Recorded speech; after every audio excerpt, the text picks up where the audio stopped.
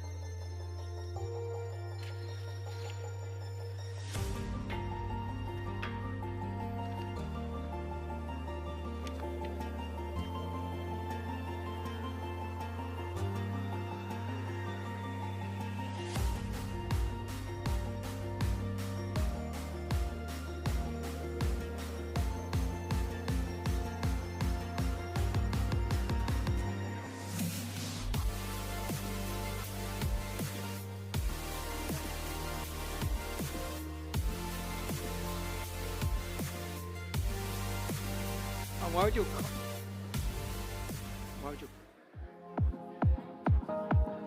It's fine.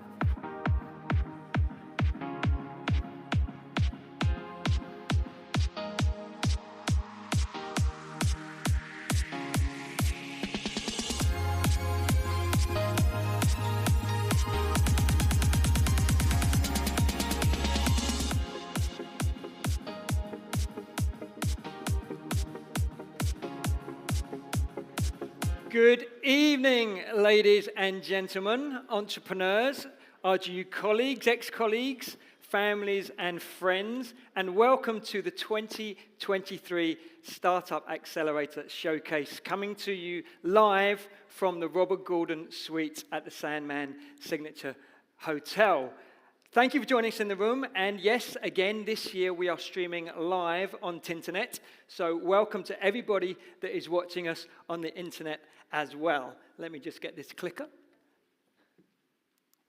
My name is Chris Small. I'm the Head of Entrepreneurship and Innovation at Robert Gordon University, and I welcome you to this celebration. And it is a celebration. It's a celebration of the hard work and the passion and the dedication that our entrepreneurs have put in over the last 6 months, and they're showcasing to you today. And we want you to join in that celebration, and we want you to participate as well. So we want you to tweet and to hashtag and to put some stuff on Instagram as well, but we also want you to vote. So you need to pay good attention to the pictures because there is an audience vote for those in the room, and we'll be telling you a little bit more about that later on. Now, I think it's fitting that we have this event in the Robert Gordon Suite. Robert Gordon, most of you may know him. He was a philanthropist, and it's fitting because he was a social entrepreneur. He was born in Aberdeen. He went to Marischal College where he graduated. He then toured Northern Europe and established himself as a merchant trader in Danzig at that time. And then he returned, and he gave a large amount of his fortune away. He wasn't married, he didn't have any heirs, so he gave a lot of his fortune away, and he established, and some of you know this, a hospital for the maintenance, aliment, education, and entertainment of young boys. And that has developed. So in the 19th century, that developed in two paths. One path was for secondary education, and that created the foundations and established what is now Robert Gordon College. And the other one was for tertiary education, and that sowed the seeds of what is now become Robert Gordon University. And it's interesting, I wonder what Robert Gordon would have thought of the current entrepreneurs, if he was what he would think of the current showcase. And interestingly enough, many of our students are now really focusing on the social aspects of having a positive social impact in our communities. And it's great to see it's not just about profit, it's about people, it's about planet. And I just love the way that that's all come back round to the entrepreneurs of today. So I think a round of applause for the entrepreneurs.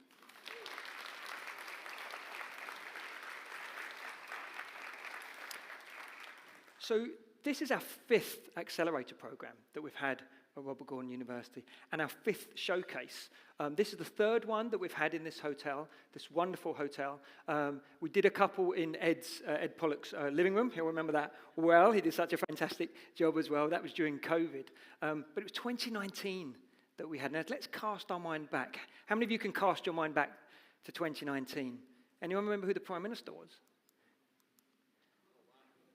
Yeah, it was that long ago. She was our Prime Minister just before Boris took over. Rocket Man had just premiered in the theatre. Have any of you seen it? Rocket Man. I always want to sing it whenever I think. But yes, Rocket Man, great film about Elton John. Do you know that the first recorded human COVID was in 2019 as well? The first recorded COVID on a human. And anybody remember what was... it's Eurovision. Eurovision Saturday, is it, I think?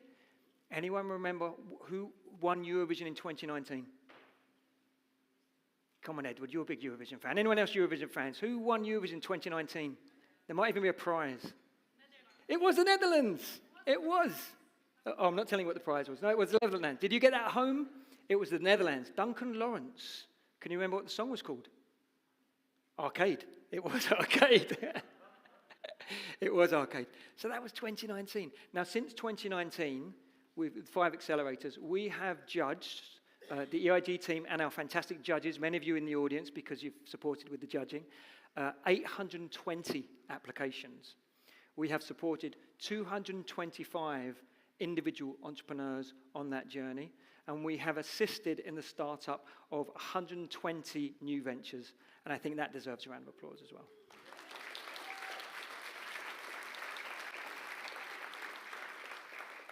Now, none of this would be possible without the fantastic donation and partnership that we have with the Wood Foundation. So I think it's important to recognise that they funded the Accelerator Programme, they're funding the awards tonight as well, and the showcase. And so we can't do this without the funding. So a big round of applause to the Wood Foundation who continue to fund us. So I think, yep.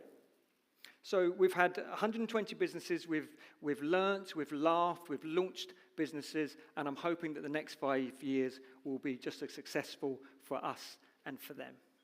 Now, I'd like to welcome on stage to say a few words of welcome, the Vice Principal of Economic Development at Robert Gordon University, Danella Beaton. Thanks, Danella.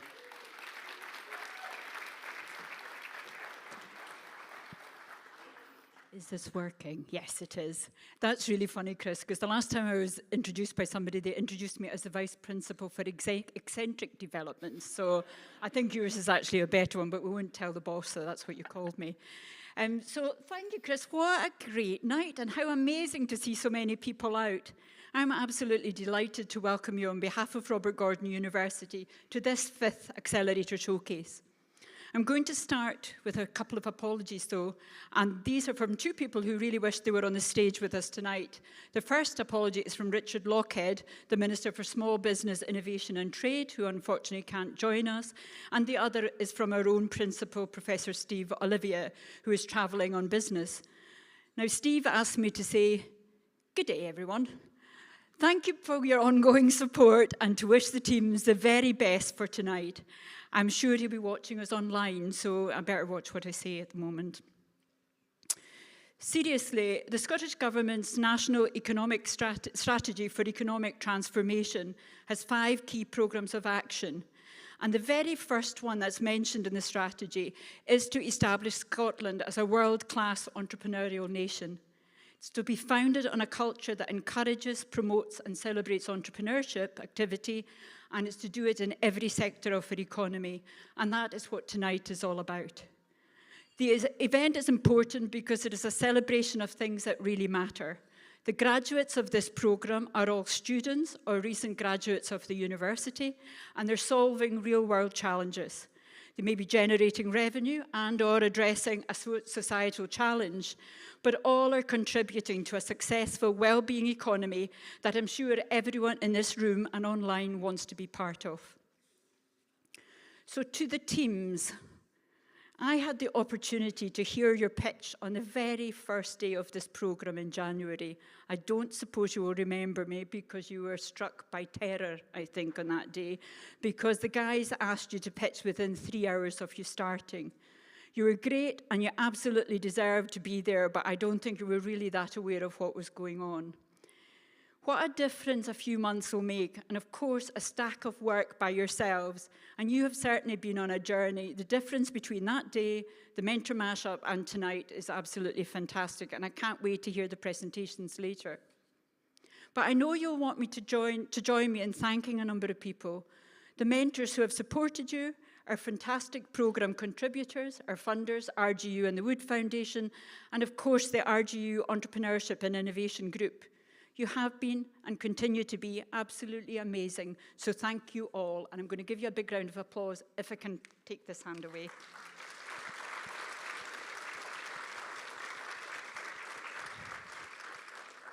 Although it's fine to sort of identify individuals to praise, it does, however, take a village to raise a child. And so I also want to recognise the work of the wider university and in its courage to run not only with this programme, but in genuinely holding entrepreneurship and economic and social development at its heart. Thank you to everyone who has had the wisdom to back these developments over the years. And we were recognised last December when RGU was a finalist for the UK Outstanding Entrepreneurial University of the Year in the prestigious Times Higher Education Awards in London. So in the whole of the UK, we were one of the 5 finalists, and we lost to London School of Economics. So we'll take that this year, but next year. But I'm also delighted to let you know that on the 1st of June, we will be in the finals of the Herald Higher Education Awards in Glasgow, recognising 3 initiatives where the engagement work with businesses and community have been very special. These are, from Robert Gordon University, the amazing street sport initiative, delivered in partnership with the Dennis Law Legacy Trust, and I know supported by many of you in the room today. An innovative health and social care planning, workforce planning and development programme with Partner Skills Development Scotland and the care providers in this region. And finally, to their work with our partners Aberdeenshire Council for an amazing programme to support women with children to consider starting their own business or enter self-employment. The Women in Business programme started less than 2 years ago, and we're already on our 5th cohort of incredible enterprising women in Aberdeenshire. So I salute everyone who's involved with these 3 opportunities. Now, it's not all about winning, but celebrating good work is important, and the individuals involved in these projects are passionate and dedicated to seeing things change and happen for the better in this region and in Scotland. So why does it all matter? The accelerator, the upskilling, the knowledge exchange, the skills programme, the graduate apprenticeships, the international exchanges, the alumni engagement, the pop-up shops in the city centre, entrepreneurship and sustainability embedded in the curriculum, the businesses who support interns, help shape programmes, deliver joint ventures and provide placements, because together we can do incredible things. If that means that one young person leaves the university with a start-up business or a job that makes a difference, that one company survives, steadies and prospers in this region or in the country, that a social care provider gets the member of staff it needs to help keep it going, or indeed that young Aberdonian who previously had little hope leaves school into a positive destination. That makes it worthwhile, and that takes partnership, it takes commitment, and it takes an entrepreneurial mindset. And all the better when we do that together at scale. The teamwork, entrepreneurial approach, the courage, resilience, and curiosity to try new things, that's what we try to do at RGU, and that's what we're celebrating tonight, and that is what we're looking for from our teams. So, good luck to the teams. Well done to you all, and thank you to everyone else in the room and online for your support tonight. It is really, really important to us. So I'm now going to hand over to somebody else who has given his apologies also, but has sent a video message. And that's from Mark Logan, who is the Chief Entrepreneurial Advisor to the Scottish Government. Mark is, as you can guess, a really, really busy man. But he has already delivered an entrepreneurship masterclass for RGU, and unfortunately, as I said, couldn't actually be here with us tonight. But he did want to send a message, which of course I'm now delighted to share with you. So from RGU, to you all, and to Mark, enjoy the night, and thank you again.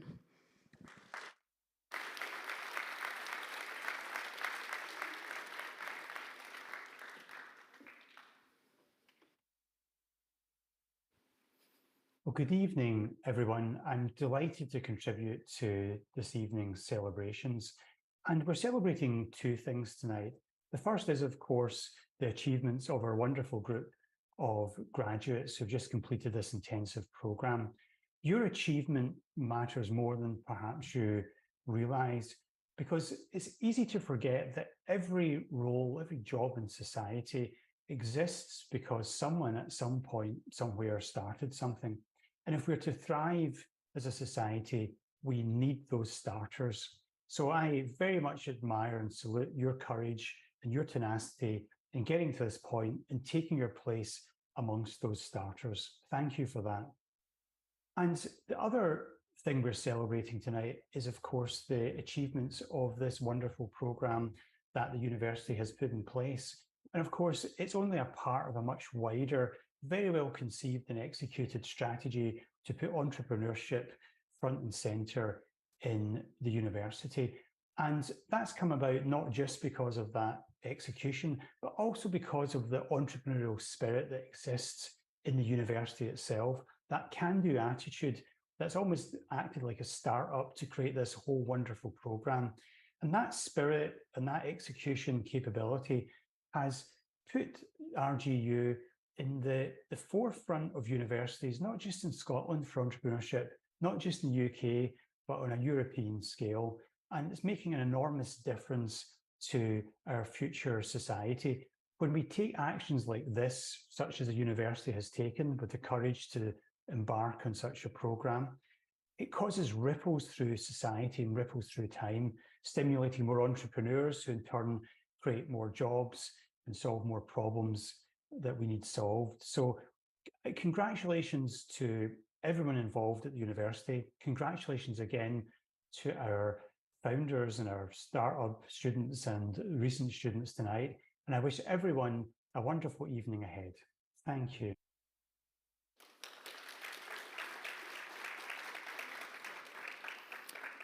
So thank you ever so much to Mark Logan, and thank you also to Danella for their warm welcome.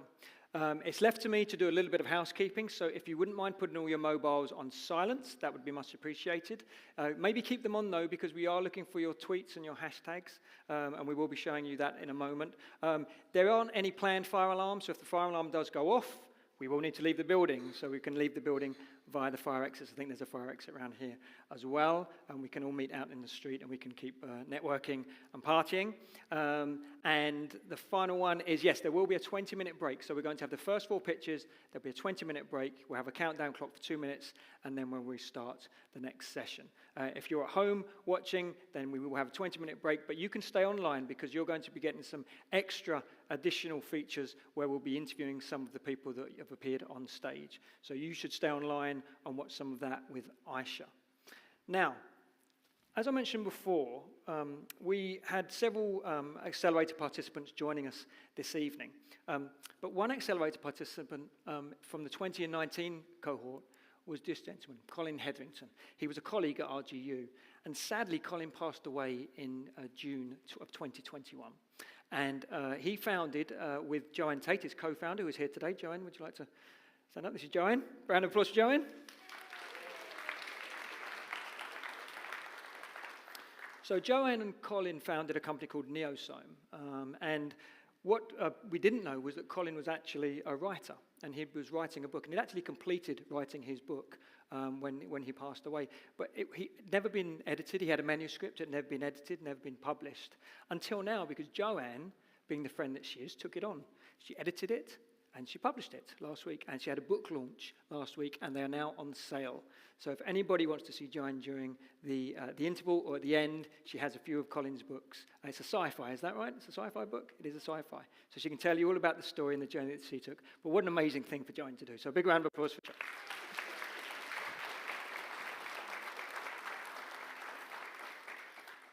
Quickly, before we move on to the first pitch, I also want to just point out these incredible awards that have been made. Now, those of you that were here last year might remember this gentleman. He's actually sitting over here, Guy Phillips. He was on our last accelerator program. He founds a company called Highland Heritage Woodworks, and we thought it'd be lovely if he actually made this year's awards. And Guy, would you like to come up and tell us a little bit about them? They're fantastic. Now, they're made with, I'm not going to come too close to that because that gives some feedback. But would you like, let me get the microphone, and you can tell us the wood that is in these awards. There we go. Guy Phillips, everyone. Big round of applause for Guy. I think before that, I would like to say thank you for Chris and Aisha for giving me a week's notice to pull these things together. Very generous. A round of applause for Chris. We had the pleasure of stood on that stage last year, and I can't thank the team enough for what they've helped Highland Heritage Woodworks and actually our hexagonal cabin called Bearscot. Anyway, as a tiny little bit of give back, we've made these awards. They're made out of 5 different Scottish local hardwoods, which are being used in the community and used in the city, and a better destination than firewood, which was a lot of this stuff. So anyway, tiny bit of give back, and thank you for the opportunity, Chris. Thank you very much. And it's birch, elm, oak. And ash.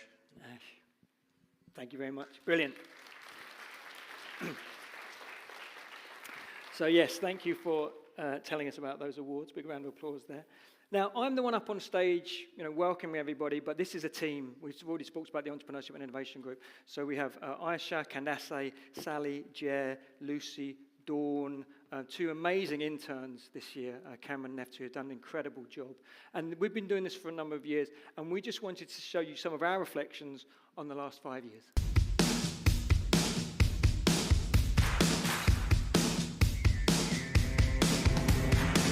Huge part of the Accelerator program, and actually working with the Entrepreneurship and Innovation Group, is having fun. Play games. We sometimes don't take ourselves too seriously, although there is a job to be done, and I think we do it in a really good way. I actually really like the Saturdays, even though it's a weekend. Coming in sometimes on a Saturday, there's just like a different vibe, and it's just so much fun, and I love it. I mean, everything about the Saturday session was great, boy. Bob Killer's session was also a very memorable one for me. It's been really interesting seeing the difference in the teams between boot camp and the semi-finals. It's amazing that we've progressed so far. A lot of the teams have shifted their ideas. There's been a lot of change, but they're still as passionate as they were when they first pitched, which is really good to see. It is cool seeing everyone in person and how they interact with the team as well as with one another. And it's great seeing them positively criticize each other's brands and startups.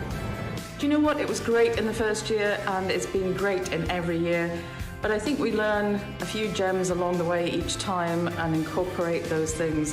So it just gets richer and better. It's amazing. The showcase is a firm date in the diary now. Every year I look forward to it. There's a great buzz in the rooms, and so there's a real positive energy about the event. Favourite parts of being part of the Entrepreneurship and Innovation Group? Well, it is the group, it's the people in the group. We're all very different personalities, we all have very different backgrounds, but we kind of make a team. My favourite part of being in the EIG team is the creativity, it's the quirkiness, it's the fun, the sense of passion that we all have as well. We all really want to do as best a job as we can do. Thank you. Yeah. Right, let's get on with the show. Let's get on with some pictures. We have the awards, we have the audience, we have the people at home, we have the videos, we have everything going on. We're missing one thing. We need a host. And we've hit the jackpot tonight, because tonight we have a host who is not only a North Sound 1 DJ, he's not only a graduate of Robert Gordon University, but actually, and probably most importantly, is a new mum. Please welcome on stage, Lauren Mitchell. Thank you, Chris. You're welcome, Lauren. Thank you. How are you? Yeah. Congratulations. Tired. 11-day-old I have at the moment. And I know as many people in the audience, if you're parents, you're going to know that it's a tough job, isn't it? It's a tough job. And she's gorgeous. Can we show the picture? Yeah. She's like a little burrito at the moment. She's quite, she's tiny at the minute. But And how are you and Nick getting on? Loving really being good. first. Yeah, I just nipped back, fed her, and Nick's probably jiggling her to get her to sleep. So yeah. Grandparents? Yeah, all very over? happy. Yeah. And she's in the hotel tonight, isn't she? She is. Yeah, she's literally just in a room back there, which is the weirdest thing, because this is the first outing I've had, actually. Amazing. So thank you so much for doing this. We really appreciate it. We always knew it was going to be really tight to your due date, but congratulations. It's fantastic. Thank you, Chris. I will leave you to get on with the rest of the show. Thank you. Thank you very much. Oh, there we go. Perfect. Right. Hello. Good evening. How are we all? Good. Watching at home, probably with some popcorn and things like that. Enjoying life just on your sofa, which is really good. I'm just going to get my notes here. I think they're all trapped in. So I'm just going to tell you a little bit about me. So I graduated RGU ages ago. Feels like ages ago. So I graduated with a media degree at first. Then I didn't stop there. I got a master's after that, a digital marketing master's. Just addicted to RGU. And then I did a short course as well, a creative entrepreneurship course with Sally, which was brilliant. Really enjoyed it. So I'm just delighted to be here to support RGU and everything that you guys are doing. It's absolutely fantastic. So thank you for having me. And it is enough about me. For 5 months, these startup teams have worked really hard to develop their propositions. And tonight, with the judges and your help, we're going to be awarding some cash prizes. We've got £30,000 up for grabs. I need a little ooh from the audience in the room. I know you can ooh at home if you want to. So we've got a good buzz in here. We've got popcorn at home. Stores are looking good. So if you want to take a look at those, we've got Haribo at the back. I saw some cake up the back as well. So I think it said win some cake up there. We've got golf clubs and things, everything you need for a Thursday night out in Aberdeen. And of course, a big welcome online to you. I know we've said this a million times, but thank you so much for watching. We're in Qatar at the moment, we're in Mexico, we're in Japan, so it's really good to have you online and supporting as well. So, first of all, we are going to have 4 of our startup teams pitch, and then a short comfort break, and then we'll have another 4 teams pitching. And tonight, we've got several prizes to award, including the Community Impact Award and the Innovation Impact Award, and also Best Pitch. So it's going to be interesting. Now, we have our judges, lovely judges. Can you each stand up? I'm going to introduce you. Okay. So we have Donella Beaton, who you've already met, Vice Principal of Economic Development at RGU. Give a big round of applause. We have Jeanette Forbes, who is founder of the PCL Group. Big round of applause for you. And we also have Ahmed Sabir, who is Business Engagement Manager at the Scotland 5G Centre. Thank you very much for all of you, and you've got a big job tonight on your hands. I wouldn't like to do it. The other prizes up for grabs tonight include the Extra Mile Award and the Best Stand Exhibition Prize awarded by the EIG team. So that's going to be good. We're not going to be finished there, though. The audience in the room, this is an important job for you. You have got the Audience Choice Awards. So keep watching, because you're going to have to vote for somebody. And this is going to be very interesting. And if you need the Wi-Fi password, by the way, it's just the guest, Sandman Hotel guest. And you just need to put your email address in there. And we will be sorting that out. So don't forget, we have also the social media side of things. So if you'd like to hashtag, then hashtag RGU Startup Accelerator if you can. And we'll get you a little shout out later on. So Instagram, Twitter, Facebook, wherever you are, just give us a wee hashtag and share everywhere. Share that we're in the room tonight. So, are we ready for the pitches to start? I think we're all excited, aren't we? Excited in the crowd. Okay, so it's going to be hard because this is the first person up and I hate going first. So we're going to have to give them the biggest round of applause if you're in the room tonight. Please welcome on stage Kirsty Main and Amy Davis from Altero.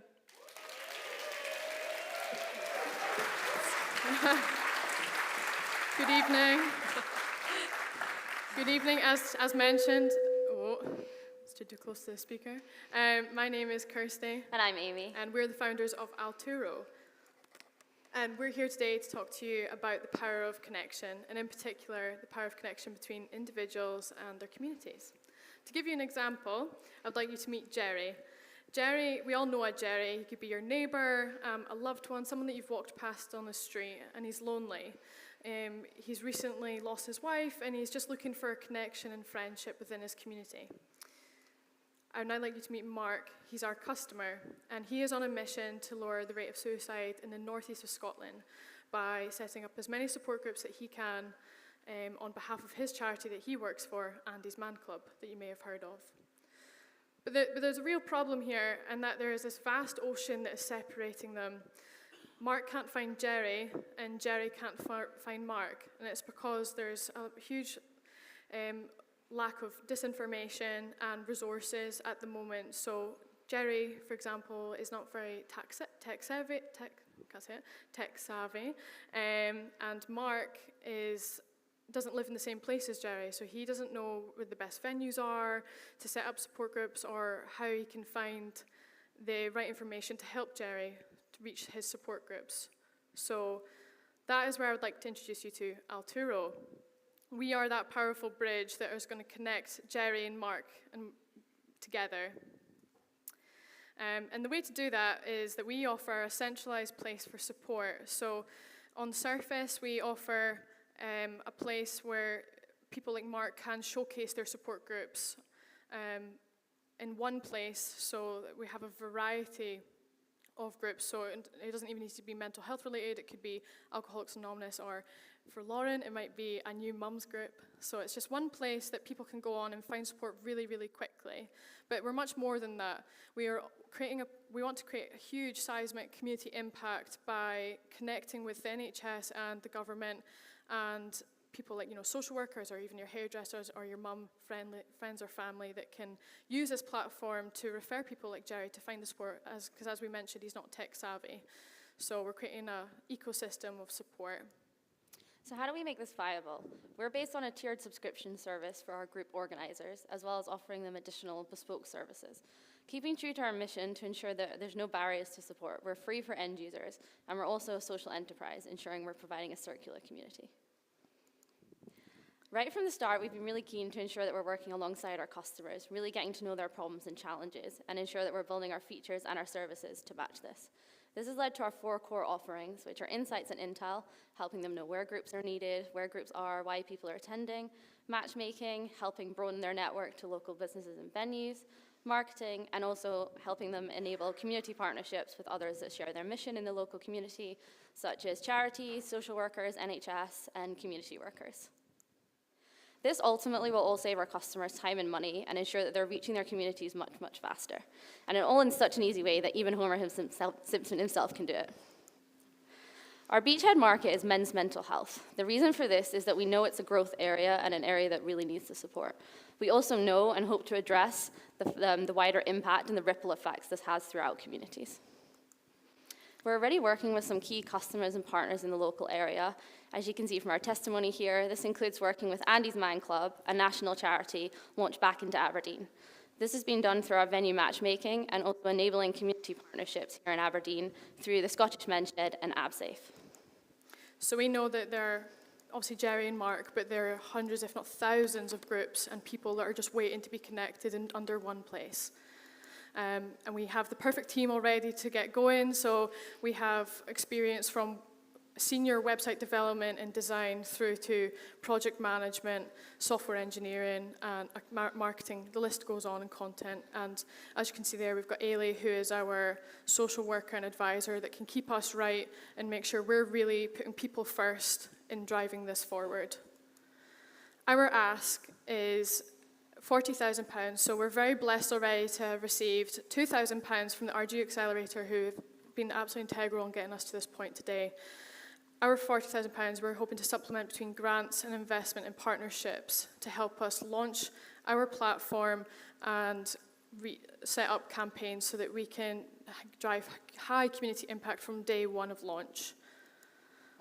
We hope that you'll invest in us and help make that high community impact in our society today. Just before we go, I just want to share why we started Alturo, and it was based around my Uncle Paul, who I've done this in honour of him. He sadly took his own life 4 years ago. It'll be 5 years in January, and I found a real gap in society where we can do a lot more with technology to help use technology as an accessibility tool to get people the help they need in seconds, not have to wait weeks with NHS to get the mental health support that they need. So thank you so much for listening. If you want to know more, please come to our stand. It's the one with the balloon. So thank you. Thank you. Thank you. Thank you. Thank you so much to Kirsty and Amy. A great job as well. Going first is not always easy. Just a wee reminder, by the way, it's down to you in the audience. You are going to be the ones to choose who wins tonight from these pitches. So this QR code just on your little thingy-majigs, what do you call this? Got baby brain? Lanyards. That's it. There's a QR code. Just click on that with your photo, with your camera on your phone. You'll be able to vote, and it's only one vote that you're allowed. Right, we're going to move straight on to the next pitch. Please welcome on stage, we have Joshua, who is founder of AssetWorks. Big round of applause, please.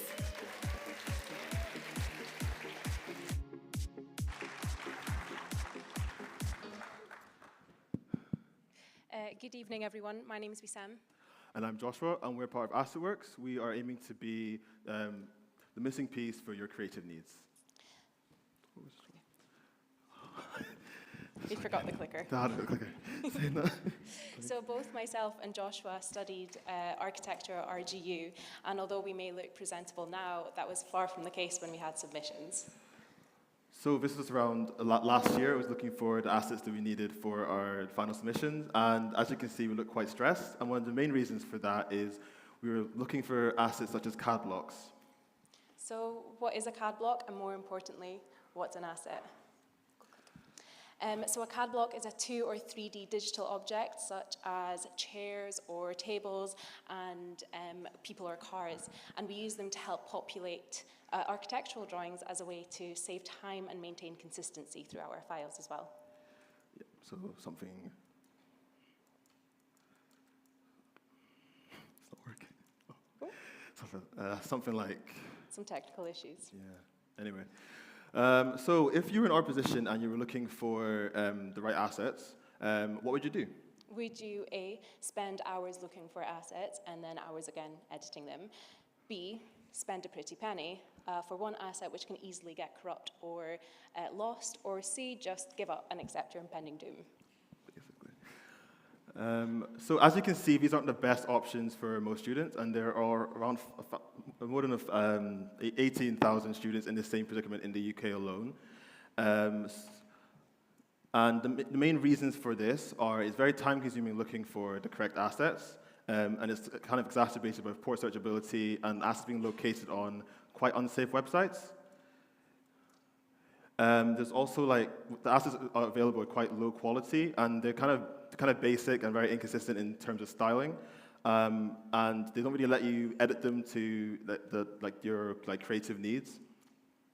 And also, if you do find the correct assets, they're usually quite high, which is quite unaffordable for most students, and definitely increases the disparity between those who can and those who can't afford high-quality assets. But of course, don't just take our word for it. Here's what a former architecture student, Temi, had to say. CAD blocks are really hard to edit or change. It's a long process on CAD, and it doesn't always fit your personal style and project look. So why don't we offer people like Temi another option? So we'd like to introduce AssetWorks. AssetWorks is the missing piece for your creative needs, providing architecture, engineering, and design students with a content-rich library of assets. Our high-quality assets are made by designers for designers, and so they're simple, they're clean, and they're easy to edit. And on top of this, each asset will have multiple file types. So this gives students the flexibility to use one asset across multiple softwares like AutoCAD, SketchUp, and Photoshop. Our market is students and universities, but we're also hoping to market to individual architects and practices later on as well.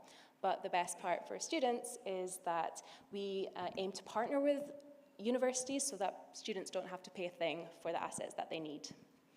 So, according to the Royal Institute of British Architects, or RIBA for short, there are over 60 RIBA validated courses in the UK, and that means around over 18,000 students as of 2021 studying architecture.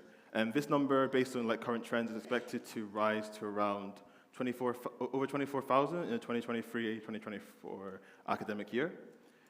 And that number does not just include architecture students. There's also architecture technology students, design students, as well as those in engineering courses. So our plan for the next 3 years is to develop a minimum viable product with potential users and trial this at key universities. And then we aim to pilot a paid beta to at least one university, and by year 3, have 10 universities using AssetWorks. And then we'll start to expand to smaller practices as well. So to do all this and begin our journey, we're looking for an investment over the next 3 years, £250,000. That will help us to cover the cost of cloud solutions, as well as hiring full-time designers, and also to market our offering, as well as designing and maintaining our platform. And of course, every puzzle isn't complete without the right pieces. We've got a diverse group of young professionals with the right skill set, which we think will help AssetWorks to become the first name in educational assets. So yeah, thank you for listening. We hope you would like to support us in helping students find a missing piece for their creative needs. If you would like to join our journey, we'd love to speak to you. We are at the stall next to the balloon. Thank you so much. Thank you.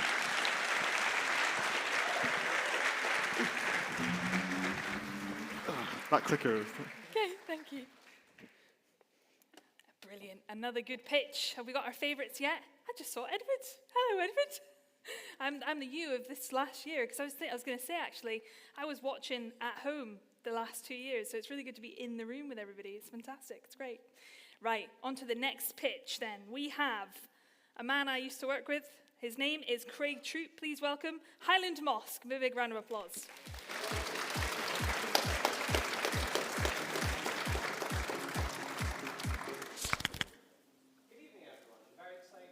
You our vision for Highland Moss, a houseplant shop that makes indoor gardening easy, enjoyable, and accessible. My name is Craig, and together with my partner Pamela, hello, we are on a mission to revolutionize houseplant retail. So a short time ago, Pamela started working from home and started getting waves of anxiety, which eventually led to depression. I too myself have had my share of mental health struggles over the years. But we found solace and calm in looking after our houseplants. And soon enough, our flat was a total indoor jungle, wall to wall. So we weren't alone. We found that during the height of the pandemic, houseplant sales increased by 50%, as well as 7 million Brits have found that there is mental health benefits that come with caring for houseplants. So Pamela and I felt that there was a gap in the market for all these new plant parents out there to know how to look after their plants and not dismiss themselves as plant serial killers as soon as they kill off one plant, which we hear a lot. So we have many innovative solutions that we've came up with. We have QR codes, which you might have seen if you manage to score a free plant from us, which will take you straight to our care instructions online. We've also gone further, and we've created a plant hospital, and anyone, you don't even have to be our customer, can get in touch with us, and for free of charge, we will give our expert advice, building trust with everyone that contacts us. We've also created Mossbot, our AI assistant, available 24/7 throughout the site that will give you instant answers for any question you have, or even just a chat. So we have a shop now that we opened in January 2021 on Constitution Street, and we hope that when you enter, like so many customers before you, you will tell us that this is your new happy place. And you'll be welcomed by our lovely shop dog, Noel, too. At highlandmoss.com, we have over 10,000 unique monthly visitors, as well as a 4.4% conversion rate. Our site is fast, responsive, and easy to use. We believe in more than just being a retailer. We like to give back to the community. This year alone, we've donated over £800 worth of unsellable plants to local charities and schools, giving back to joy to those who need it the most. We also host regular workshops where you can come in and make your own masterpiece, and we're available on all these major social media channels with over 5,500 followers on Instagram. You might have guessed, we do offer more than just houseplants. Our moss products are made by ourselves with moss that we pick ourselves in the local area in agreement with local landowners that we do sustainably. We have an amazing range of products, and please come find us to learn more about all of them. So in terms of the global economy for the global market for houseplants, there's currently valued at $18 billion, and it's going to skyrocket right up to $26 billion by 2029. This is due to increased urbanization as well as a better understanding of everyone of the wellness benefits that houseplants can bring. We believe that we've positioned ourselves in a great way to be able to, I want to say capture, but it sounds like we're abducting plant parents, but we want to encourage more new plant parents to come find us, and we will be able to build their trust and join them on their journey as this market increases. In terms of our own sales, in the first quarter of this year, we've seen a 30% increase compared to last quarter. We're really proud of this, given the cost of living crisis, as well as during the slower winter months as well. We project that we could reach £200,000 in revenue this year if we continue this trend, and also if we get a little bit of an extra help with investment. Now, we have a growth strategy, a little bit of a roadmap in place. This year, we're going to advance our marketing strategy, launch our newsletter, get more awareness. Thankfully, with the accelerator, we've been able to really shape all these ideas we had into like a coherent message. And we are going to be able to market this in a much better way. So that's going to push us up a little bit. In the next year as well, we're going to work with Nature Scott, the Habitat people from last year, and learn more about our moss and how we can source it sustainably and begin growing our own moss to be able to take that over in the future as well. Eventually leading to opening the Highland Moss Centre in 2025. This is also when a recent Mintel report declares that there will be a sudden surge in UK interest in growth in the market. The Highland Moss Centre will have dedicated workshop spaces, walk-in plant hospital, coffee shop.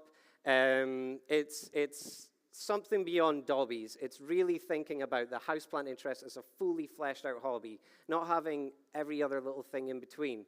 It'll really be dedicated, and we've seen with our customers that people that get into their houseplants really get into their houseplants, and we could have somewhere the size of this hotel and still not have enough for everybody, you know? So, thank you for listening to me. I do want to just mention a couple of things before I go. We have, I just saw the timer. We would like to ask for any kind of financial help in helping us get towards our goal of opening the Highland Moss Centre and expanding our reach with our moss supply as well. But we welcome any advice as well that we can get, just as valuable, just to tell us where to go for the next steps so we don't make any costly mistakes. You can reach out to us at Highland Moss or head over to highlandmoss.com or just find us. I think you'll know which stand we are, the big green one with all the plants on it. Thank you very much for hearing me out. Thank you.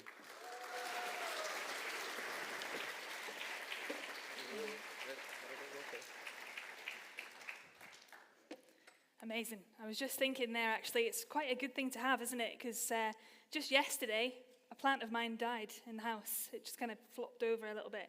So something to go online, because I have no idea what it's called. It's just, it has an actual name, like a human name, but it doesn't, I don't know what it is. So it's good to have that, isn't it? A little plant hospital thing online. So thank you very much, Craig. Highland Moss, well done. We're going to move on then. We're going to go from moss to the greens of the golf course. So last team up for this session, before we take a wee break to stretch your legs and things, please welcome on stage Stuart Wright from Members Guest.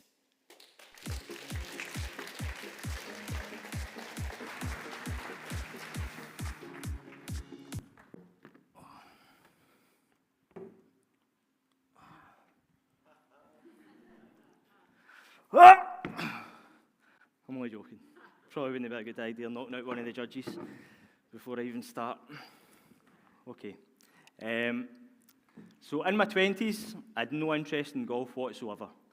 I had the same opinion as Billy Connolly. It was a waste of a good walk. Then I took up the game in my 30s. My opinion changed to that of Robin Williams, and I understood why they called each shot a stroke, because you thought you were going to have one after every single shot. Now in my 40s, I truly understand what it's about, and Arnold Palmer sums it up. He's one of the greats. Golf is deceptively simple and endlessly complicated. It satisfies the soul and frustrates the intellect. It is at the same time rewarding and maddening, and it is without doubt the greatest game that mankind has ever invented. We are Members Guest Golf app, and we are here to revolutionise the world of golf with an innovative approach to golf networking. To visualise our app, think golf meets Airbnb meets Tinder. Now, there is a problem in the world of golf. It's a national sport, but there's a lot of underused capacity in golf courses. There's a lot of tee times that are free. People aren't playing enough, and it's really down to cost. That's the barrier to entry. Golf club membership in general is going to be over £1,000. On average in the UK, a green fee is £108. Now, our innovative approach is going to try and bridge this gap in expense, and my animation will just give a quick demonstration how it will work. So this is me, I'm travelling, I'm down in Liverpool. Might have tipped my animator to make me a wee bit skinnier there. So I'm down, I'm looking for somewhere to play. I can't find any courses or times, and so I load up the app, and I find through location services, some people, some courses, different ratings, that type of thing. I decide what I want to play with, and away we go.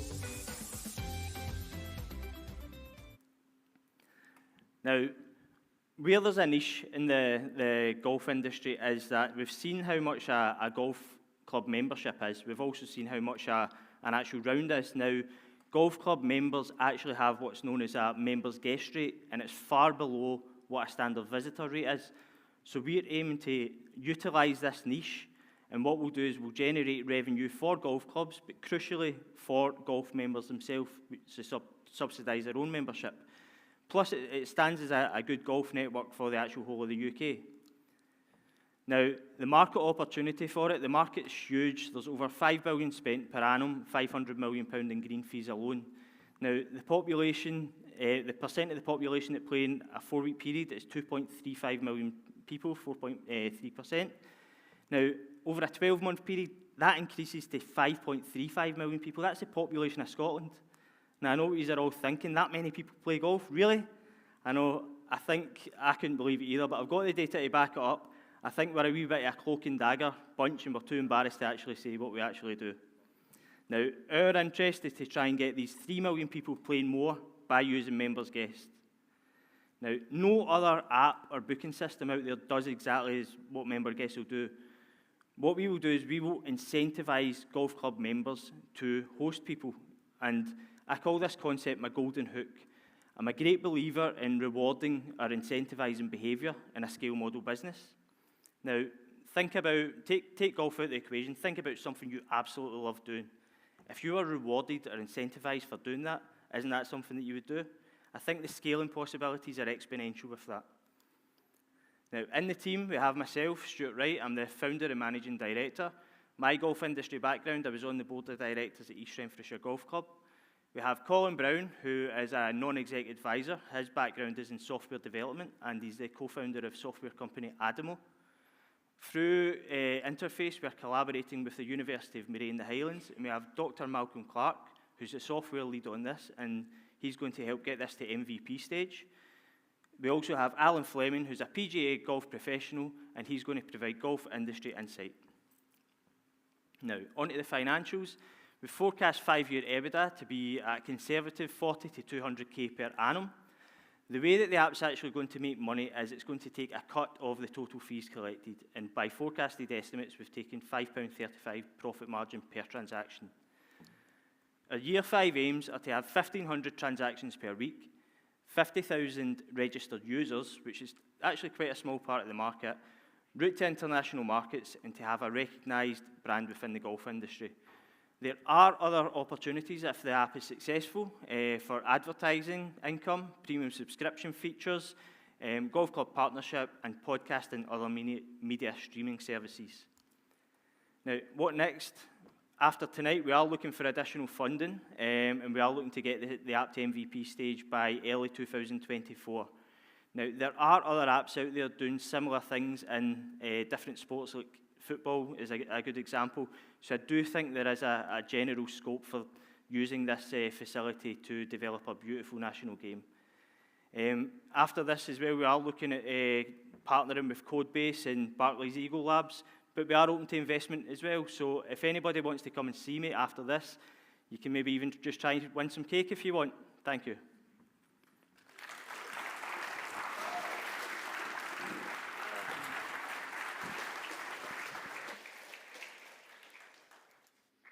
Brilliant. I knew I saw that win cake sign, so it's on the golf one. Thank you, Stuart. Thank you very much. So we are just about to take a wee comfort break. We've had our first 4 pitches. Have you got your favourites yet? Yeah? Oh, you can't say that. You've got to wait until you've seen them all. Now, if you're at home, you're missing out on chicken kebabs, but you get some extra content from us, so you need to stay there because our roving reporter, Aisha, she's going to be chatting to some of our startup entrepreneurs, judges and things, so yeah, listen to that. Just keep on being online. And if you're in the room, just take a minute to stretch your legs, go and get another drink, talk to people, go see the stalls, and we will be back here in 20 minutes, okay? Thank you.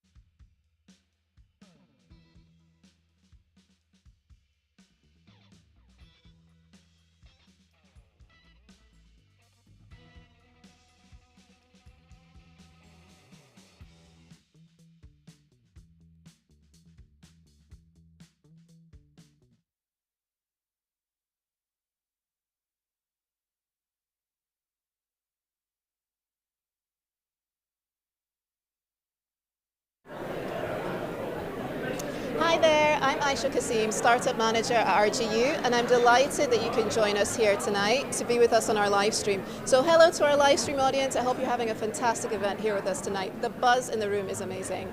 I'm delighted that we can also be joined tonight by our judge, one of our distinguished judges, Jeanette Forbes, OBE, and she's a distinguished businesswoman, great charity supporter, passionate charities philanthropist as well. And we're just going to speak with you for a few minutes, if that's okay, Jeanette. Sure, no problem at all. How are you feeling this evening? Are you okay? Great. Energized by what's going on in the room. Completely energized. Absolutely. It's quite a buzz. Yes, it is. absolutely. It really is. Yeah. We're delighted you can join us because we know you attended also our mentor mashup, so it's fantastic that you can be here just a few weeks later to see the main event, so to speak. Yes. Absolutely. Absolutely. So speaking of passions, Jeanette, I know 2 passions are really close to your heart. It's supporting women and also impact work as well with your charity work and things of that nature. With that in mind, what would you say of tonight's proceedings and the startups you've seen so far in the Accelerator? We've seen so far, I've seen 4 startups, and I must say, I had a look before the event started. It was absolutely buzzing. The conversations were great. People were talking about things that they were going to be doing, and I've been really inspired by what I've seen so far. There is so much energy in this room. I wish I could bottle it, if I could bottle it and sell it, it would be great. But the most important thing for me is about seeing where the young entrepreneurs coming through. There are so many great initiatives here, and with the support of RGU, we need this in order to take our next level of entrepreneurship. Absolutely. And that brings us to a very core piece here. So there might be people tuned in today that actually might be thinking about coming to the Accelerator program, interested in entrepreneurship. Do you have any tidbits for those people that may be watching online, or anybody in the room that might be interested in terms of your own business journey, would you say? Absolutely. I was 40 when I started PCL Group, and I really didn't know what I was going to be doing. I was made redundant. I had £100 in the bank and decided that I was going to take the big leap of faith. And it was a huge leap of faith. But I've never looked back. In 23 years, I can honestly say that this journey has been absolutely astonishing and astounding from my own personal development, etc. So there is a lot to be gained by someone that, like me, took that leap of faith. You can do it too. There's absolutely no barrier. No barrier. Yes, absolutely. And I think we're quite fortunate, especially in the northeast of Scotland, to have the support that we do have for entrepreneurship and economic development. Would you say we have a little bit of an advantage maybe compared to other parts potentially of the country with everything we've got going on locally, the access, the support that people can get? Would you say encourage people to take advantage of that? Without any doubt. When I started, there was very little support, very little things that we could actually get involved in. There were little places to go to. Now there's so much support, so much mentorship that's out there that you can tap into, so many places that you can go for advice and realization. It's so important that we actually do this. So for me, it's about, we're in a great space, and we can only encourage our next trail of entrepreneurship as it comes through, and that is vital, absolutely vital to grow this economy. Absolutely. So absolutely with your own background, the PCL Group, IT technology service providers and whatnot, and you're also got Grape and Grain and the fantastic things you're plugged into the portfolio. Any sort of just maybe your top 2 tips that you would give for advice for anybody who might be watching tonight, or in fact anybody in the room? If you have any inclination about doing anything for yourself, creating your own business, creating a startup and growing it, go ahead and do it. Because you'll look back, and if you don't do it, you'll regret that time. Secondly, it is the most amazing journey that you're on, and you never take anything for granted. But if you work hard and you're dedicated and you have a great team supporting you, anything's possible. And I think that's the real key here. And RGU supply a great and absolutely fantastic support structure which will help you to make those decisions and take things forward. Brilliant. Thank you so much, Jeanette Forbes, for being able to join us tonight. Not just for this interview, but in fact being one of our distinguished guest judges as well. So we're really interested to hear the feedback that you have for our startups a little bit later on this evening as well. Thank you so much. Thank you. Thank you so much. Thank you. Thank you. Great. Well, thank you so much, Jeanette. We'd like to now welcome on our next batch of interviews. We're going to welcome back Craig Troop, who you noticed was from Highland Moss, who's also pitched just now this evening. Hope you're feeling a bit decompressed. Yeah. Yes, absolutely. And also Colin from our alumni team over at RGU. So we're really delighted both of you could join us this evening. We had to have you along for sure. And the real reason why we needed to do this was because for the first time we actually opened up our application process for the Accelerator program to graduates within 5 years of graduation. So that's quite an extension of period that we've given graduates of RGU to be able to take advantage of this RGU Startup Accelerator program. So that's why we had to have Colin along tonight. Like I say, 50% of our cohort this year is actually RGU alumni, and Craig is one of those people. So with this in mind, Colin, how important would you say opportunities like this are to the RGU alumni community? Yeah, I mean, entrepreneurship is like such a huge part of RGU. It's undercurrent of all the courses and the classes and things that we do. And I think within the community, the alumni community, it's a tone that I'm always picking up when I'm speaking to them, writing their profiles and sharing their stories with the community. There's always that real entrepreneurial spirit. People like Craig setting up businesses, and it might not be the course that they studied when they're at university, but paths go in all different directions, and it's amazing for us to hear where people are going, and also seeing a change, seeing a gap in the market and making something different and making a go of it. Such a huge thing. And there's a sort of support that some people, you graduate and you just don't get access to that sort of support once that's there, but you do have the actual community. And like you said, actual locally active trading business that we have with Highland Moss. You're employing people, you're trading, bringing that revenue, bringing the diversity and innovation within this sort of plant space as well. So we're really excited to see what you're doing as well. So in terms of your experience as an RGU alumni as well, as part of the RGU program for the Accelerator cohort, what would you say your experience has been as an RGU alumni? Well, I love my time at RGU, but the Accelerator came along after I'd already graduated. but it's such an exciting opportunity. It takes all the things. So when I was doing my degree, I was often coming up with business ideas to use throughout the whole degree. So, you know, I had this little business idea and I'd keep running with it through all my courseworks. And then now to have the opportunity to make a real business grow with the backing of RGU, it just feels like an RGU family, like looking after us, you know, and helping us get to the next stage.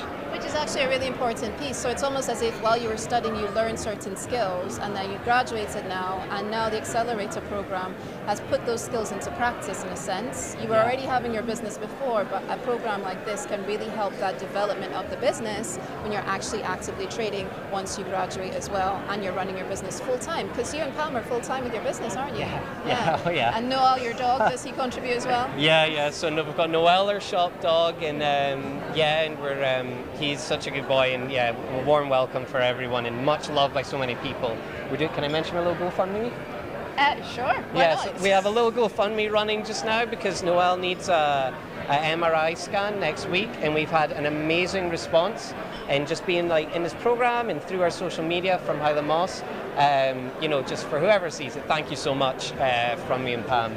It's just, we feel the love coming back. You put good out and good comes back, It's you know? a family, and I think that's the sense you get in the room this evening. You know, we heard from people from the previous cohorts, Guy, B-Pods. Once you're in the accelerator program, you're in the accelerator program for years to come. Can't get rid of us. Yeah. And we're always here to support you should you need it. Because sometimes when you are in business, you can feel alone and you don't really know where to go. But you coming in every Saturday, I know it's maybe, you know, you're busy, but it's actually been a support as well. Yeah, For, you know, the I cohort as abandon well. Pam all the time to come in and do this super fun activities, but you learn so much about the business, and it takes all these crazy ideas you have, gives them a structure, and makes them into a real business. And just, how long? 5 months? Absolutely. I can't believe it's been 5 months since January.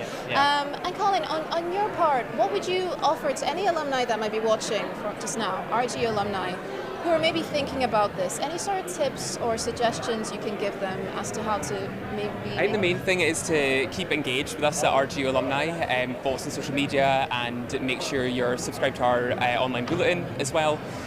We send out opportunities and funding opportunities like the Accelerator. We'll share that with people. But I'd say stay connected, let us know what you're up to, and we can help share your story out wider. Like Craig and I will be keeping connected with you and seeing what's happening with Highland Moss and keeping that going 100%. You're so passionate about what you do at RGU Alumni. You are really friendly. You know, you're always happy to hear from people as well. So definitely do get in touch with RGU Alumni. Thank you so much for taking the time to speak with us this evening. Have a lovely evening. See you soon. Thank you. Great.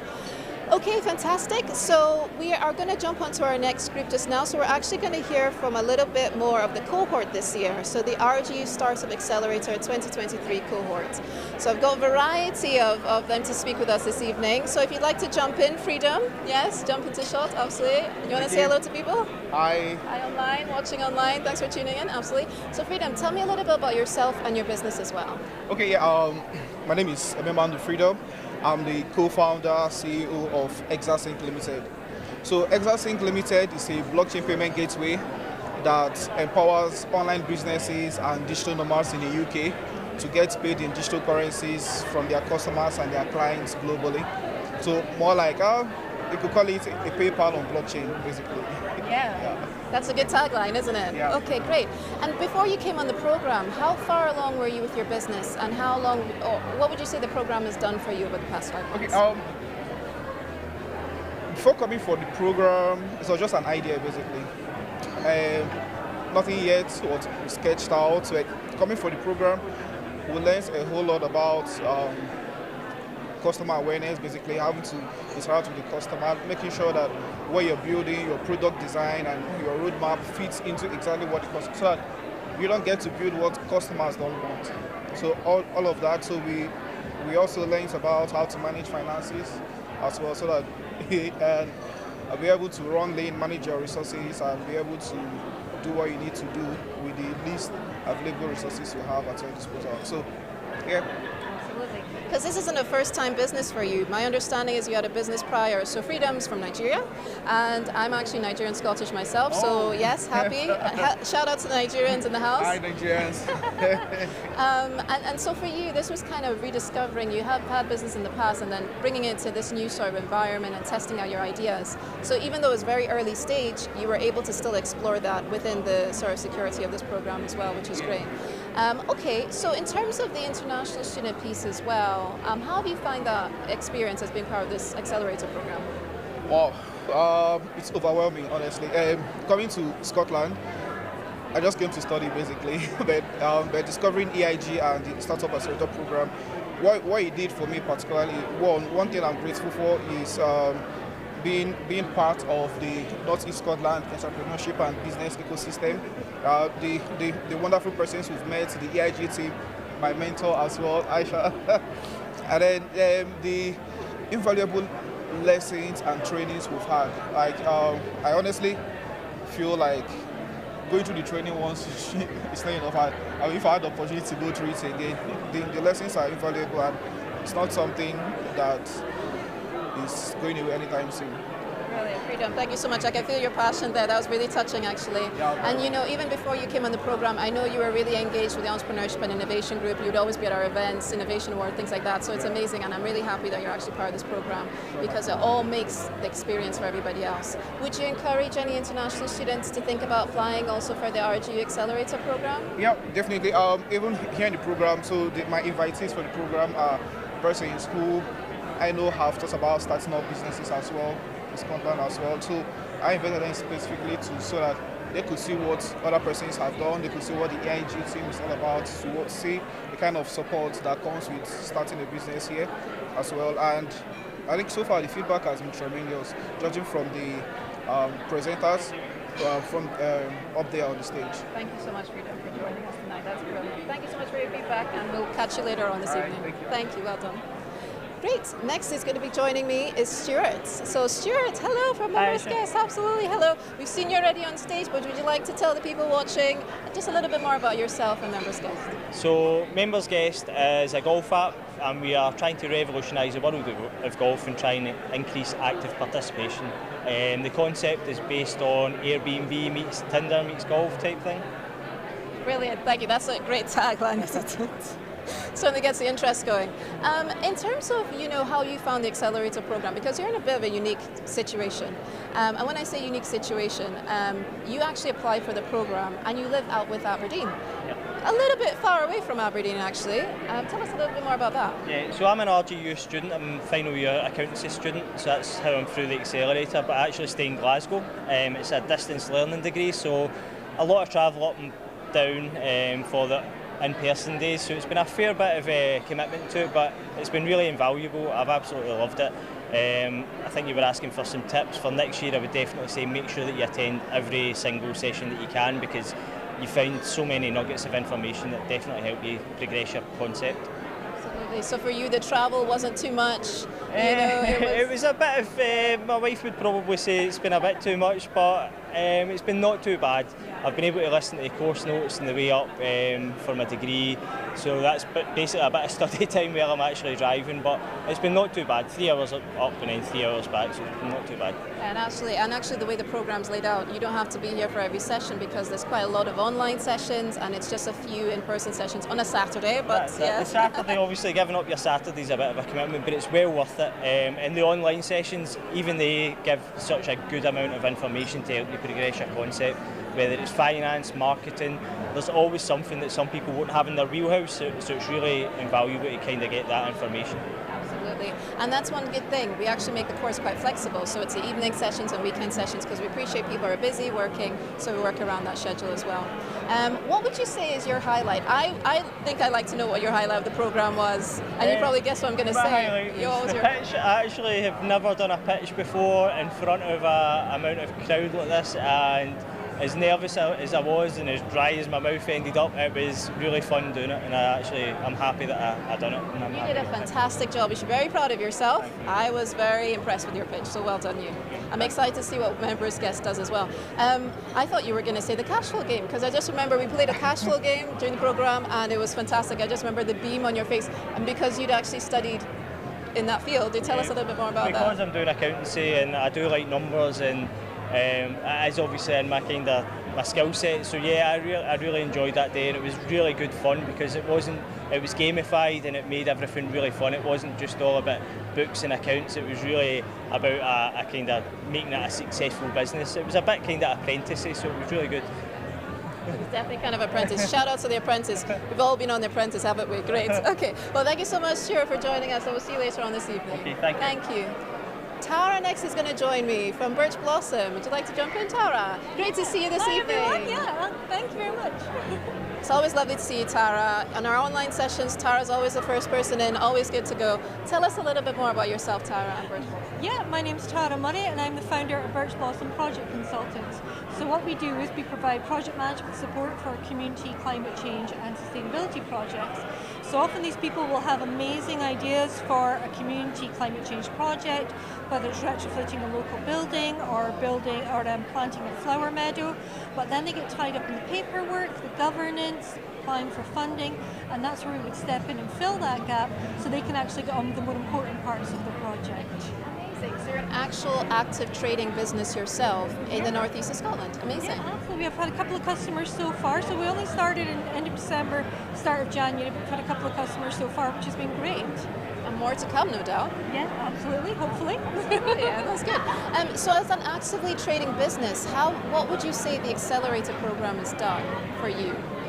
It's opened up networks a lot, and it's also, I had a wide idea, but I needed to narrow it down into an actual proper business idea. I knew all the pieces were there, but I didn't know how to put them together, and that's what the Accelerator course has helped me do, particularly with identifying that market and how I'm going to make money from it and things like that. So that's what the Accelerator course has done as a trading business. Thank you so much. And for you, what are your highlights, would you say, of the program?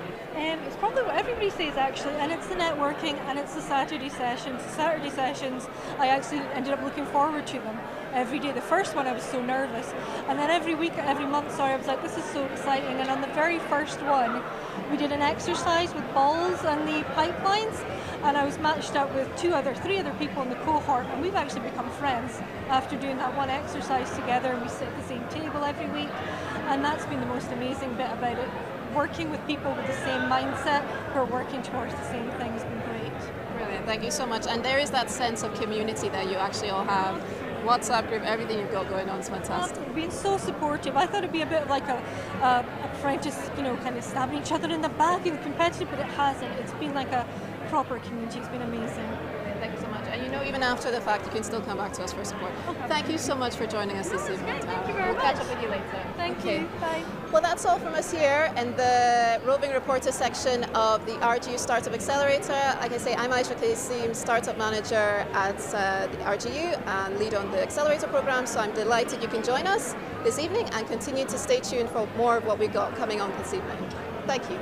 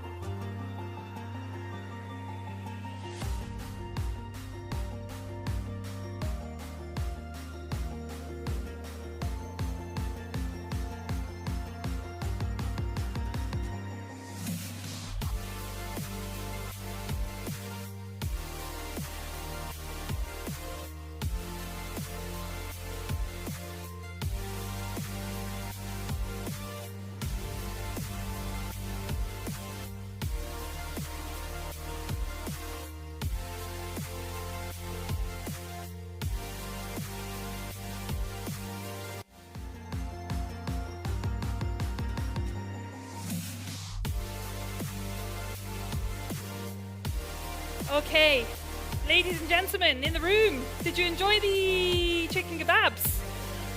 Yeah, from the front. Meaty, good.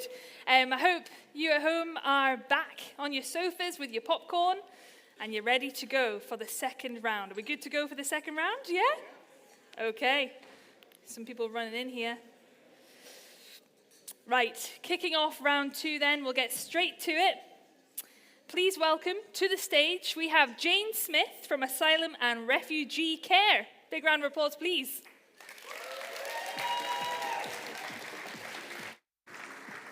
Thank you.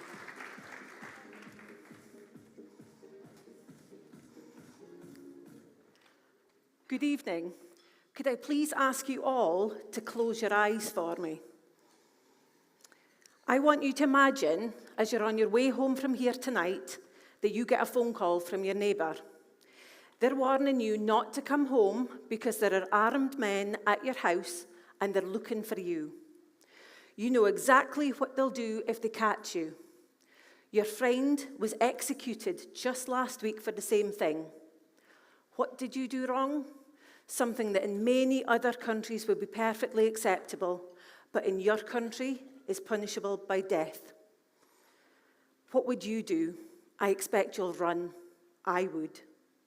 You literally only have what you left the house with this morning.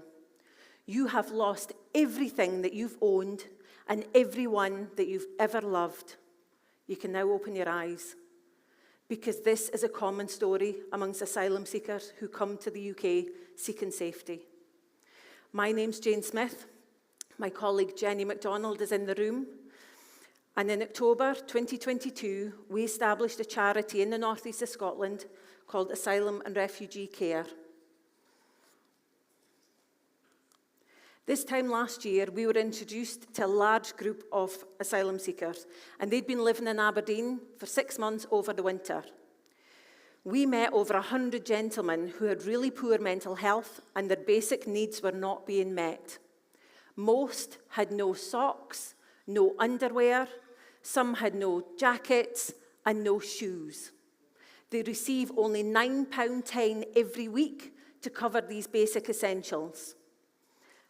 They're living on the bare minimum and they desperately need support. When an asylum seeker arrives in Aberdeen, because we've seen it, they come with a tiny little carrier bag of belongings because that's all that they own. ARC identifies and supports survivors of human trafficking and exploitation. We partnered with other organisations to offer specialist trauma support. We ensure that all new Scots feel welcome, they feel supported, and they have their basic needs met in order to help them integrate and start giving back to their new communities. We offer person-centred support. Do you need help with converting your qualifications? Do you need help getting permission to work? We can help you so that when you get a decision on your asylum claim, you're ready to start working. Do you need a Bible written in your home language? Do you need a prayer mat? We can help you. Do you need someone to hold your hand at the doctor's because you are too traumatized to go alone? We can, and we will help you. ARC is led by the experiences and the voices of those that we support in order to ensure value for all the new Scots that we welcome to the North East. Aberdeen's now an official dispersal area, which means that we've now got houses across the city. We've got 1 hotel at present, and this month another 2 are going to open, and we've got more in the pipeline. We know that by the end of this year, we'll be supporting at least 800 new Scots in the North East. Our charity, we are unique. Glasgow has been an official dispersal area for over 2 decades, and they've got no organisations like ours because we offer holistic support. If we encounter something that we've never experienced before, we research it, we find an answer, and then provide the best support possible. Aberdeen's got no other organisation specifically offering support to new Scots. Indeed, that's literally why we established our charity. At the end of April this year, we were awarded registered charity status. So we're delighted by that because that's going to give us greater protection, greater status, and it's going to enable us to access additional funding opportunities as we prepare to get ready to fund our first full-time staffing member. In only 6 months, we have accessed over £15,000 of funding that's gone directly to support the people that we help. We're going to be mainly reliant on funding and grant opportunities. We know that, but we're also looking at how we can develop our own income streams. We'll do this by offering training to other organisations. We'll have student placements. We'll look at corporate sponsorship, and we'll also do some fundraising. Now, how can you help? How can you help these individuals so that they can start contributing to our society? Can you consider corporate sponsorship? You can see on the slide behind me what a financial donation can do. £10 is going to buy enough socks for 10 people. £100 is going to buy underwear for 20 people. £1,000 will mean that 100 individuals who come from countries that have no internet access will be able to call their families and let them know that they are safe. £10,000 would buy us 1,000 pairs of shoes. I honestly can't tell you how difficult it is to get donated footwear, and we can't have individuals wearing flip-flops in Aberdeen in the winter. You can also clear out your wardrobes for us. I'm standing here looking at all these men, and I'm thinking, we need male clothing. We continually need supplies of male clothing for all our new arrivals, because they have only what they come wearing. Everyone can help in some way, because collectively we can make a real difference to the lives of our new Scots. You can see up here we've got our Amazon wish list. We've got cards with the QR code as well. Please consider helping us. Thank you.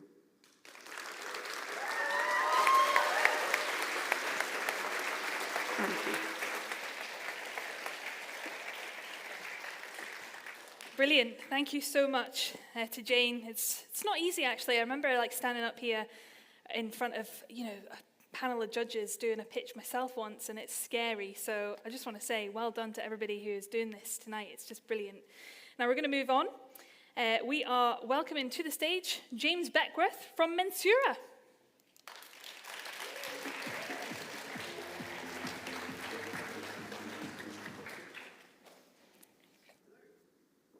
Sorry, the mic's... hello. My name's James Beckworth. I'm here to talk to you about Mensura, so welcome. Well, what I will do in terms of talking about Mensura is I want to tell you a little story. I'll tell you a story about a chap called Philip, who's one of our customers. So before I get onto that, though, I would like to talk about who we are. So my name's Jim. I am a quantity surveyor. If you want to know what a quantity surveyor does, think about an accountant for the construction industry. So we deal with all the financial aspects of building buildings. So as I say, my name's Jim, James Beckworth. I have founded Mensura with Doug, who's in the audience, who's waving at the back. We're both quantity surveyors. We're both very highly qualified. We have a lot of experience in industry. We've worked with large organizations, large consultancies.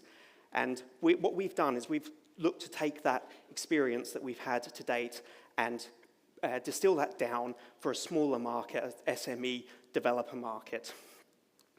So who's our customer? I mentioned a story about Philip. Philip is one of our customers.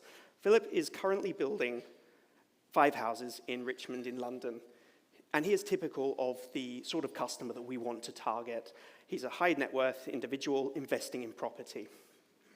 We want to be working with residential developers. We want to be working with commercial developers on projects in the order of £1 million to £5 million. That market in the UK is worth £10 billion annually.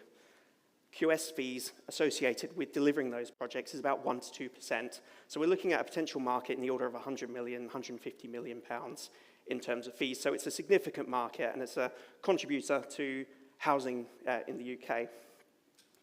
Philip has a problem. Philip doesn't have access to high-quality services.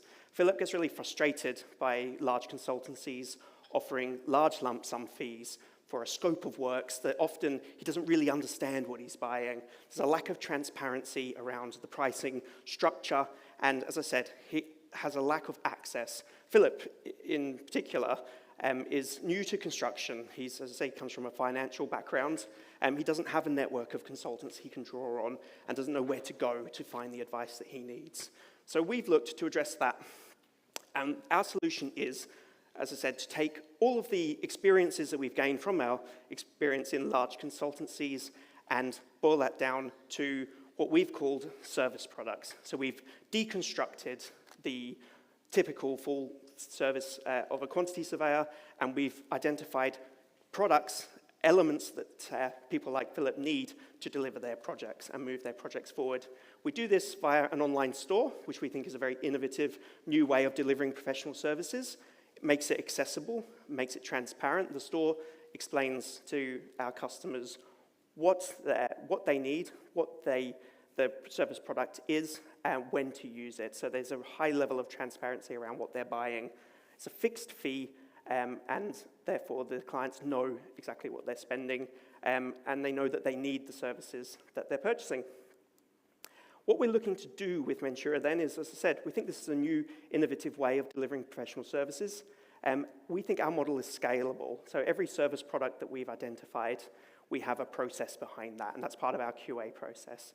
So if we want to upscale the business in terms of bringing in more clients, bringing in staff or subcontractors to do work with us, we have a process that is scalable, a little bit like McDonald's.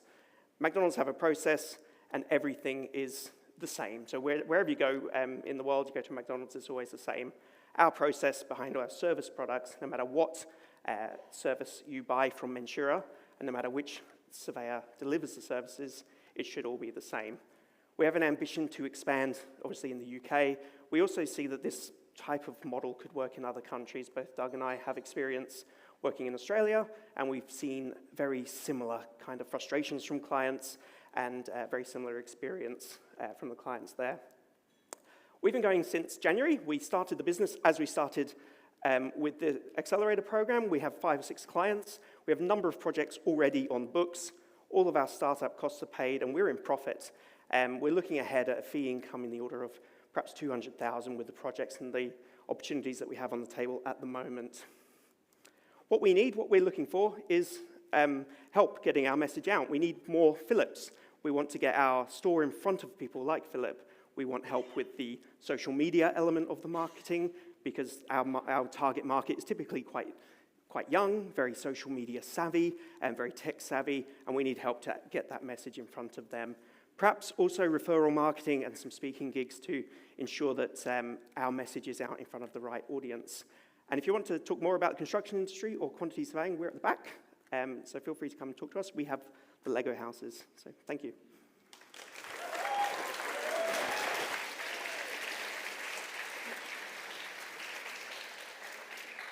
Thank you very much, James. Okay, we're going to go from QS to helping our students sell their products. So please welcome on stage, we have Adam Hansley and Liam Wilson, founders of Exhibition.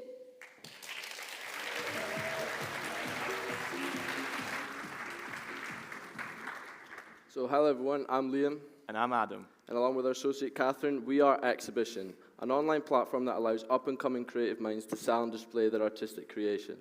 Whether that be paintings, pottery, jewelry, or fashion pieces, all the way through to digital art. Not only can creators sell their works, but our platform provides them with a networking tool that can encourage strengthening Scotland's artistic community and garner wider recognition to those struggling to get their name out there. So the specific problem we're trying to solve is that it takes immense amounts of effort for any up-and-coming creator to gather any kind of exposure, especially for students. We've also witnessed firsthand the amount of art that gets wasted and cast aside. Therefore, we've decided to venture into creating an opportunity for these students to make the most of every piece by combining the features of sites they rely on, such as Etsy and Instagram. However, it's exactly the over-commercialized nature of sites such as Etsy and the hugely varied competition for exposure on Instagram, we feel that these students deserve a platform of their own in order to thrive. It's this that we aim to provide through recombinant innovation by merging e-commerce and displaying tools that are somewhat successful separately, but have so much more potential when combined. In the past months, we have been busy with our customer discovery, focusing on student artists, which has allowed us to identify two spectrums. Those, like Ben, who are lacking the initiative and confidence to sell and display their works, and those like Sarah, who have devoted immense time and effort into making a name for themselves online.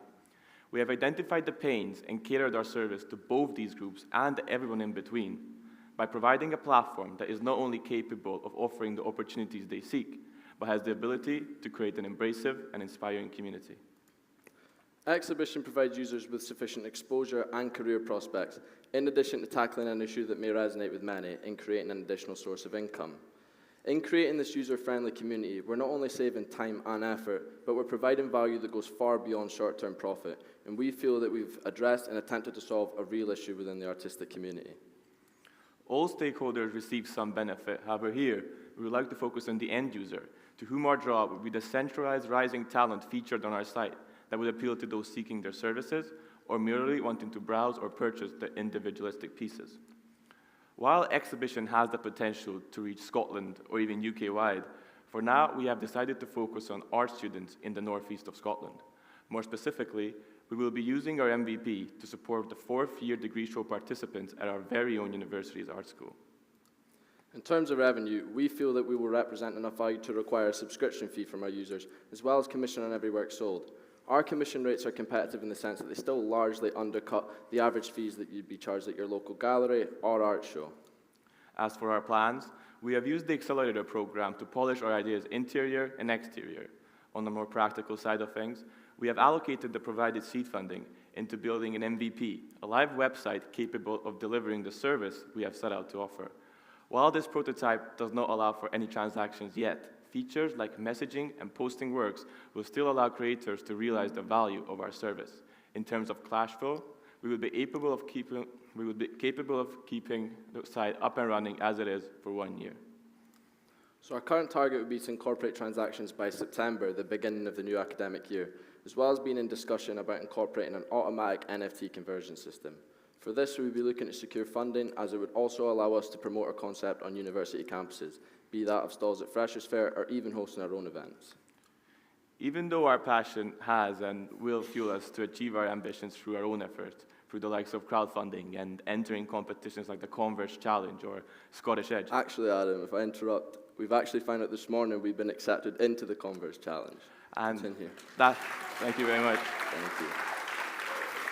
And that's exactly what I mean, because it is evident that right now is the optimal time to invest in exhibition due to the necessary preparations for September being within adequate proximity. While exhibition stands to function as a business, its value to the community cannot be understated. We believe our service embodies the term supporting the arts and can only hope that its desirability, necessity, and use have become apparent after this brief introduction. Oh. Sorry, if you could change it. So we decided that our slogan would be "Beauty is in the eye of the beholder," as we feel this best represents the wide variety of art that will be shown on our website. And we can only hope that you too see the beauty in our idea, exhibition. Thank you for listening. Thank you for your attention.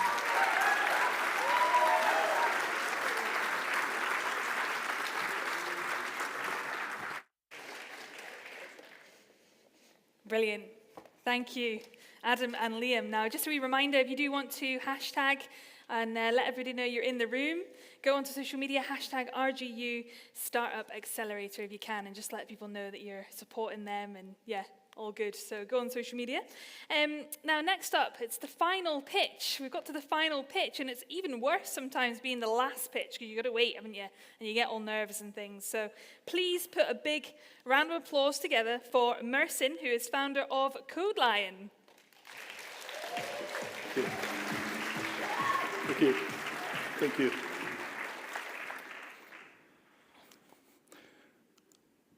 Okay, good afternoon, everyone. Or good evening, rather, I would say. Good evening to people on YouTube as well. My name is Marcin. I'm a CTO and a co-founder of SmartLens Studio. As you can see, I have my little notebook here with me that contains my thoughts and stories, and I would like to share one of them with you today. When I was about 7 years old, my class had a play to perform in front of the entire school. I had to jump on the table and shout out a quote, but instead I tripped and fell off the table. So that's me.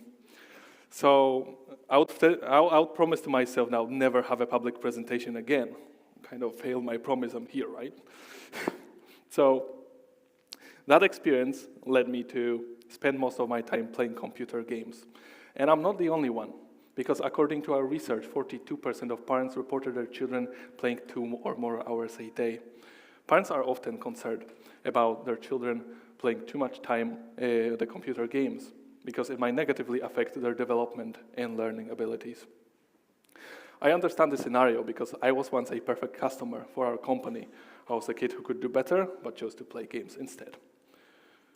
Fast forward some time, and I've been very fortunate to find like-minded, very powerful people. We have Serena, the founder of this business with us today. Thank you. A person with great creativity and business acumen. We also have several more people in our team. We have Chris. Imagine a colorful artist that lives in a basement and loves to code and used to be a hacker, maybe still is, I don't know. James, genius AI PhD, who believed in our project so much, he developed an AI algorithm watching over kids' security on the platform. Gary, brilliant AI PhD student, who believed in AI power to change the world so much, he came to the UK from China. And me, you know me already, with my passion through transforming education through technology. We all share the same values, to provide even opportunities, clean educational value, and a safe environment for kids to learn, where there will be no laughing because somebody's failure, like me, for example. Rather, the children will be encouraged to follow their passions and creativity. The result of this cooperation was a creation of company SmartNet Studio. It's an education company that aimed at delivering low-cost STEM courses to children aged 7 to 16 that has seen an exponential interest both in parents and students. This company fills a technology gap between university and academy by providing the children with high-tech curriculum, for example, programming or using ChatGPT or how to build an AI. Up to this date, we've had over 2,000 students, with over 50% of our students still being with us. We have 3 brilliant 16-year-old boys currently applying to Oxford University, 2 other brilliant 16-year-olds having had high-earning placements in tech companies. Now, everybody did a bit of teaching, refining materials, communicating with parents, spending time with children, and all of this experience from SmartNet Studio brings us to the idea that we are here for today. We were missing one slide, but that's okay. So we are here to welcome Code Lion. We are here to actually officially launch our new app. So I'm going to try that again. Welcome Code Lion. It's a creative, educational, social media app for kids that enables them to create games by using programming and, in the meantime, learn STEM skills. It shifts the focus from gaming to making games and learning coding, logic, math in the meantime. Code Lion consists of 3 parts: community, academy, and a parent portal. Yeah, that's a slide I was supposed to show. Community is a free part that consists of a social network-style app. It has a built-in block programming language that allows the children to make games, then post them onto Discovery page for the other kids to play, interact with, comment on, etc. The second part, which is this one, is a £6 a month academy that allows the users to access live courses, educational videos, for example, programming in Code Lion, programming in Python, math skills, languages, etc. So the previous slide was the third part, which is a £40 a month parent portal. Now, parent portal enables the parent to see everything their child is doing on the platform. For example, what kind of content they post, how much time they spend online, giving the parents 100% transparency over the loved ones on the platform. In addition, the users will get access to game jams and live events and live lessons. I'm going to be looking for the slide now. Note that. Yep. So Code Lion is not just another gaming app for kids. It's a powerful platform that combines creativity, education, and safety in a unique way. We are seeking strategic partners, university students, educational institutions, and investors who share our values of providing even opportunities. So I'll just click, oh, there you go. So we need you. We need you to help us create a self-sustaining platform that is driven by students and educators. We need you to help us learn it, do it, own it, as our slogan says. Together we can empower a new generation of young creators, leaders, and thinkers by providing a brighter future for them by building an innovative platform that has the potential to create global impact. Thank you very much.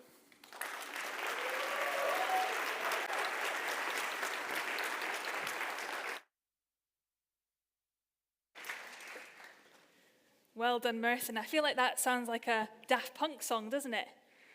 It does, it works, it works.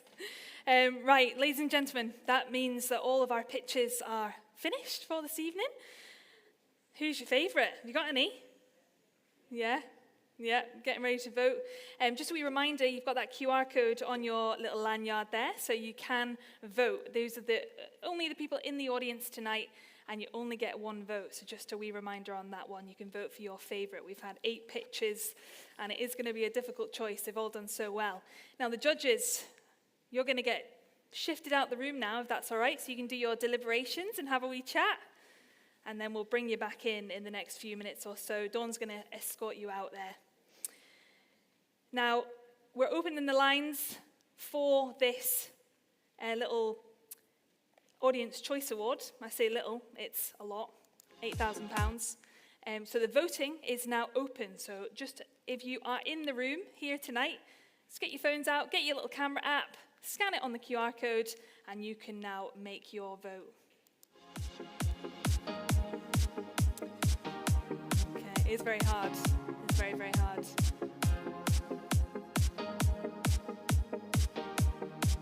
So, are you voting tonight for Altero?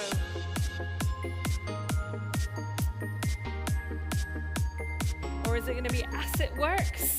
Just a wee reminder of everybody who has done a pitch tonight. Is it going to be Highland Moss?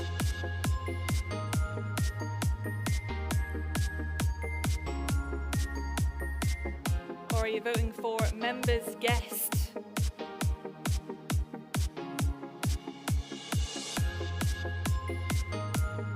Asylum and refugee care?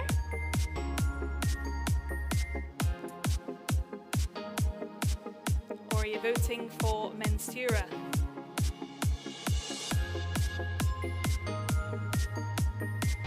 Exhibition could be on the list for you.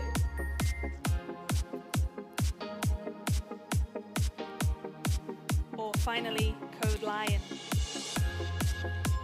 Big round of applause for all of our pitches tonight, if you can. They've done amazing.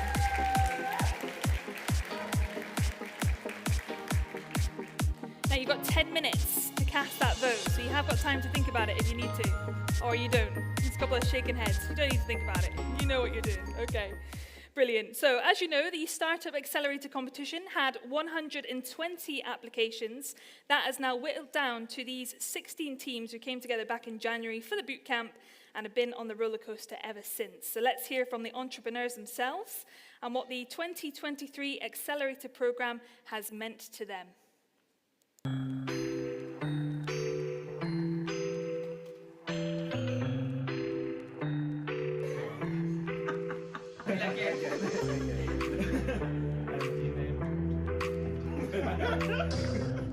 From the boot camp to then now, you know, you can see how everybody's developed.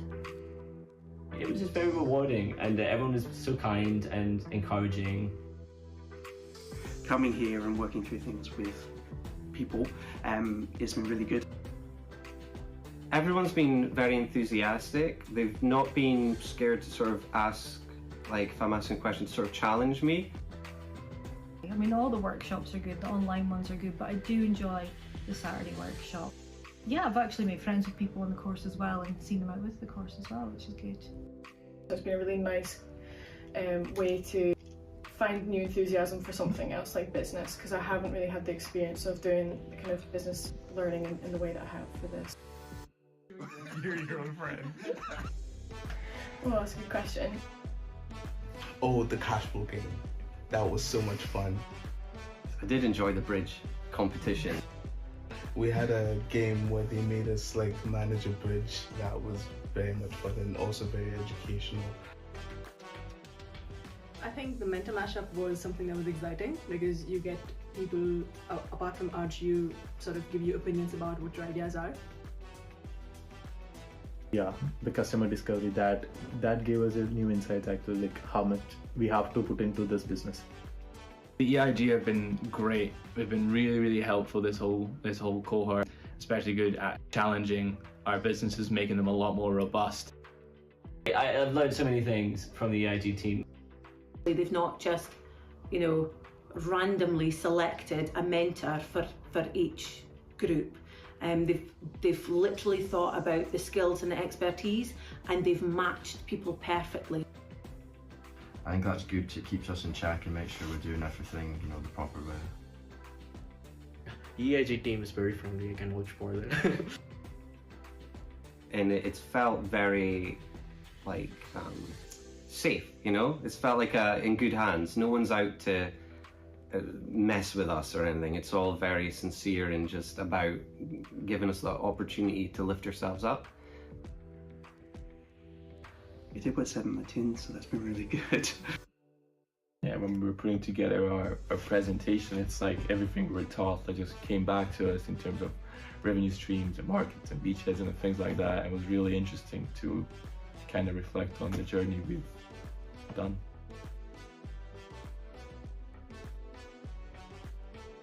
Brilliant. Big round of applause, please. Our 2023 cohort looks like a really good 5 months, doesn't it? Actually makes me want to go back to uni. It's not going to happen. I can't do it. So you've heard from Chris a little bit earlier on then. This is RGU's 5th accelerator cohort, and we thought it would be nice to hear from one of the entrepreneurs herself who took part in the 2020 cohort, so a little while ago, and she's come through, completed the program. Ladies and gentlemen, please welcome Lucy Fisher, founder of Knit It.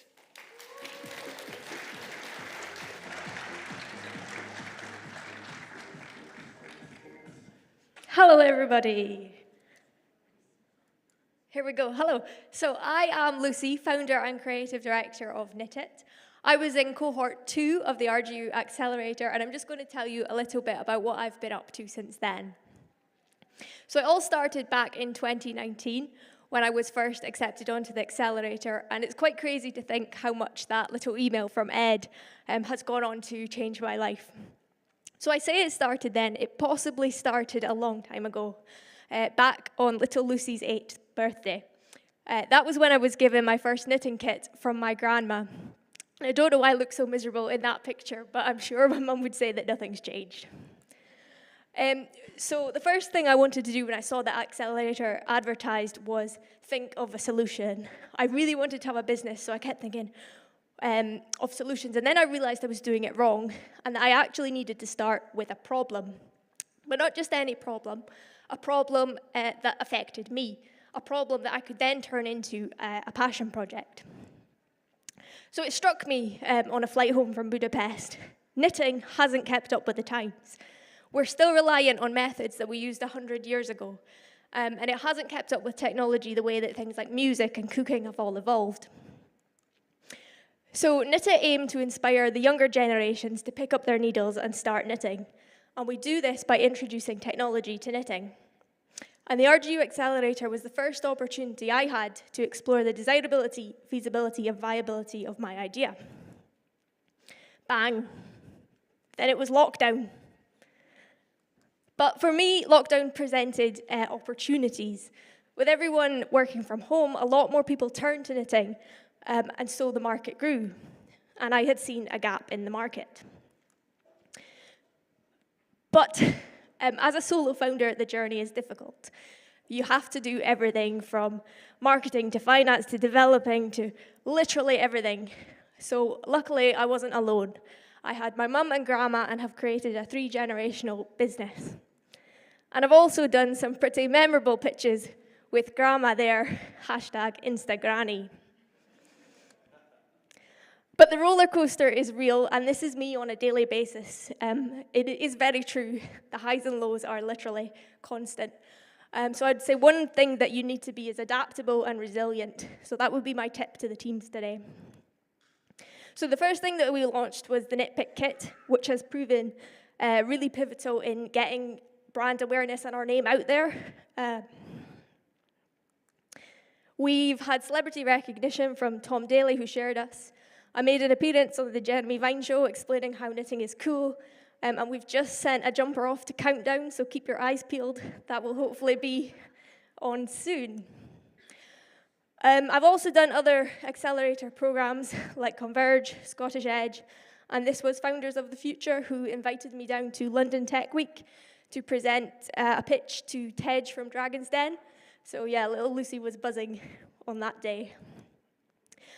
The most prestigious recognition and award that I've received, apart from RGU, of course, is Innovate UK.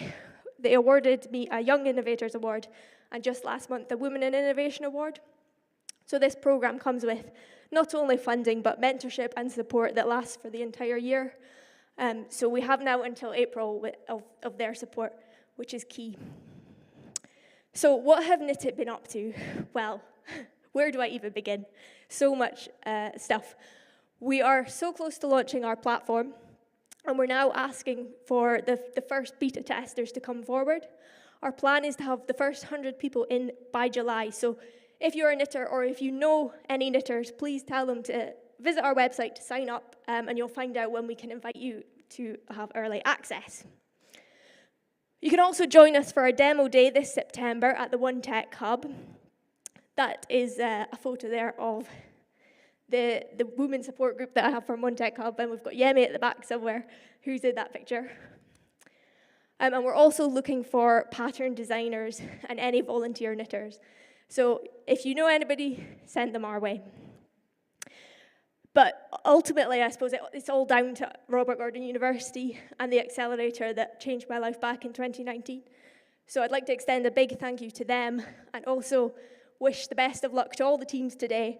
I've been in your shoes, and I just hope you wish you all the best for the future. Thank you very much.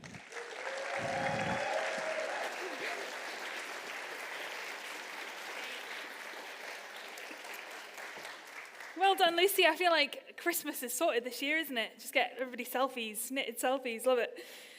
Okay, so the audience voting is about to close in the next couple of minutes. So you in the room are going to hopefully give somebody £8,000 today. Well, you are. It's going to be amazing. It's going to be fantastic. So we've seen them pitch. We've heard their journeys. Are we ready to give out some prizes? Yeah. Please welcome back on stage, Head of Entrepreneurship and Innovation, Chris. Thank you, Lauren.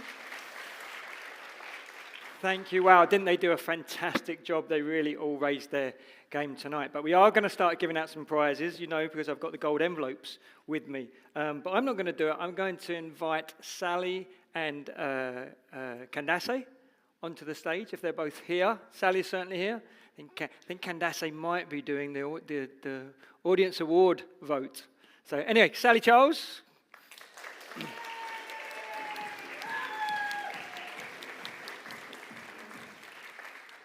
So Sally is going to announce the winner of the Best Stand Award.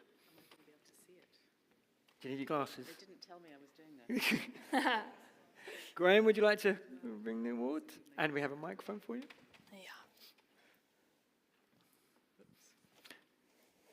The Best Stand winner, receiving £2,000, is...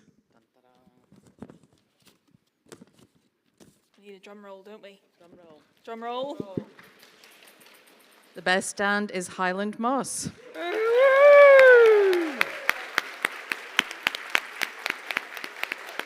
right. Award. Well done, Craig. There we go. There you go. Congratulations. Well done. There you go.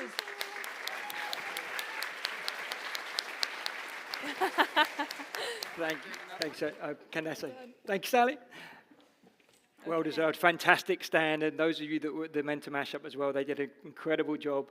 And hopefully you bought some of their products or they've given some of your products. So well done to Craig. And now I'd like to introduce Candace, who's going to read out the winner of the Extra Mile Award. So the Extra Mile Award is an award that was given to the entrepreneurial team who committed themselves to the cause, who came to every session, who, bless you,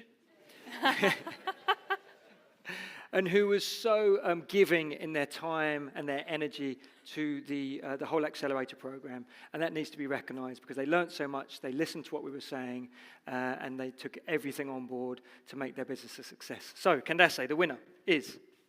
So the winner is Lewis Church Pace Press. Woo! Well done, Lewis. Up you come.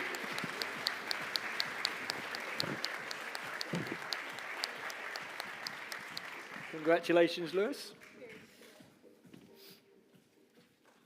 And Lewis wins.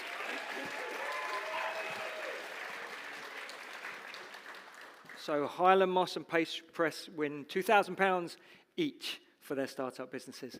And I think that's back to you now, Lauren. Yes. Thank you very much. Thank you so much. Now, I think, are the judges coming back in the room at some stage? Are they back in? They must be really talking about it, are they? I think they might be. I think they might be. We'll give them a couple of minutes then, and we'll be back. Okay, thank you. They need to...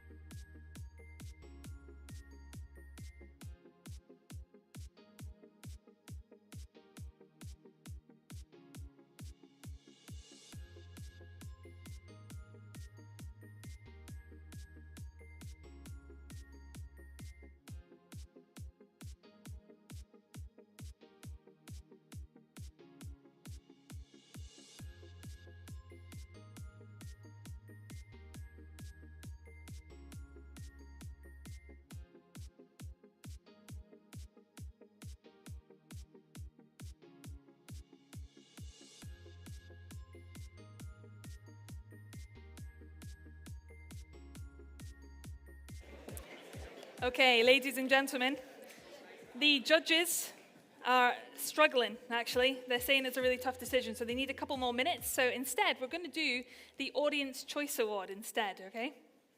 So this is the £8,000 one. Someone is going to win £8,000. It's all down to you. You made the vote. So if I could just bring Aisha on stage, and she'll be able to tell us. Give her a big round of applause, please. Hello, thank you so much. Hello, everybody. Are we having fun this evening? Yay! Awesome, awesome. Well, I'm personally delighted, a startup manager at RGU, that you could all join us here this evening because it wouldn't be the same without you all. Each and every one of you, even you online, it's really important that you're here with us this evening. It means a lot to the startups, and I'm so proud of them.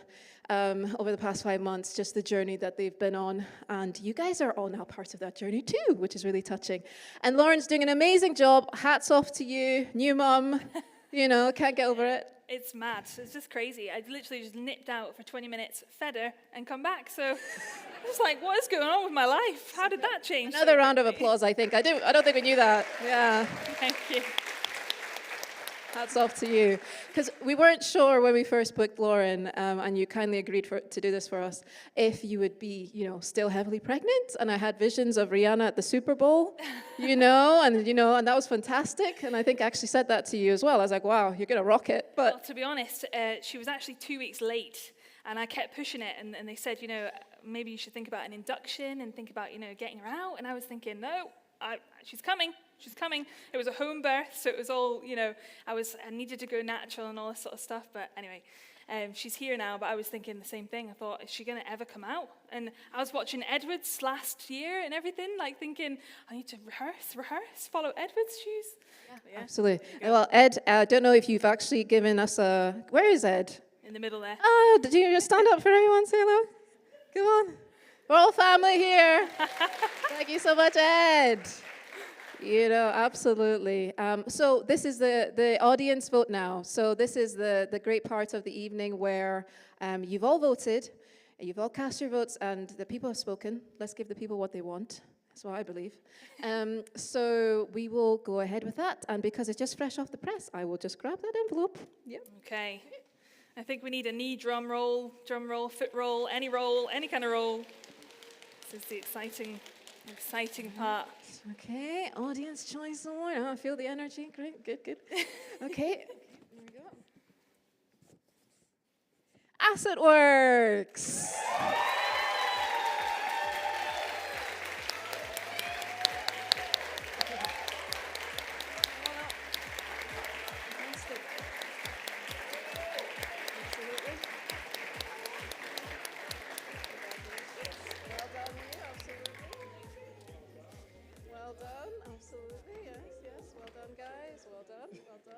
Thank you so much.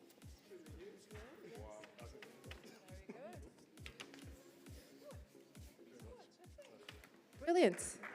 Well done.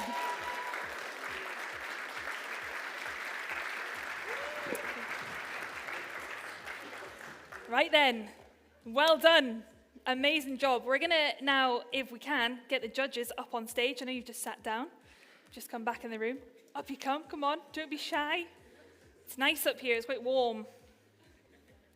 Give them a big round of applause, please.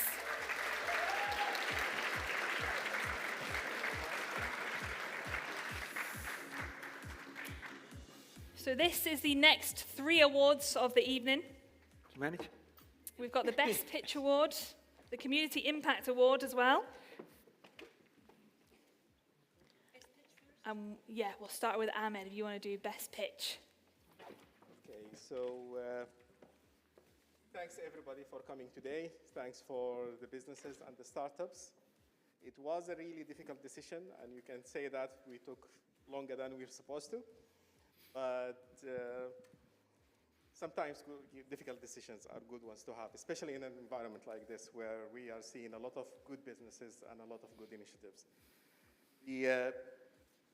The best pitch goes to someone who has moved us all. We went to the back room and we were discussing that we all want to respond to the pitch. So well done, and congratulations to ARC.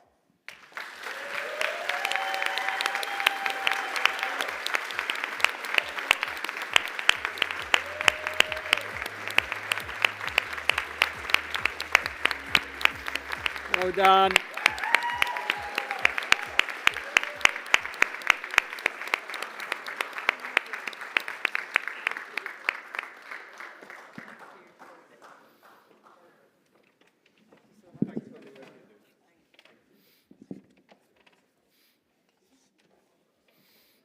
It's all for the photo shoot now.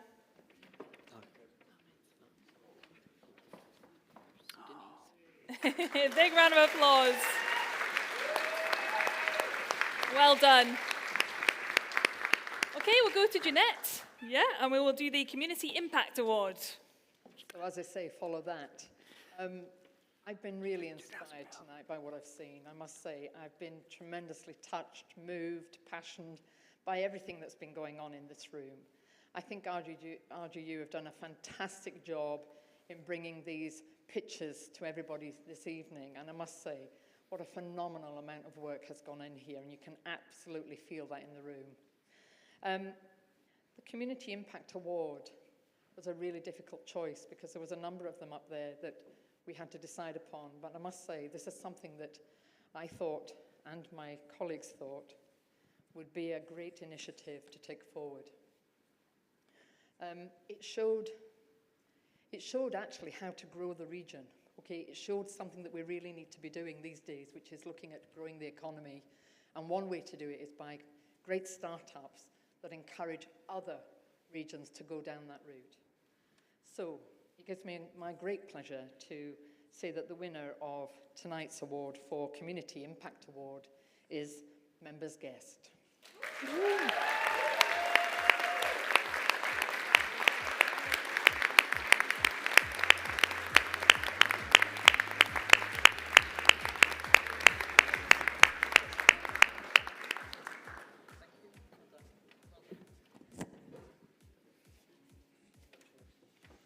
Another little quick photo.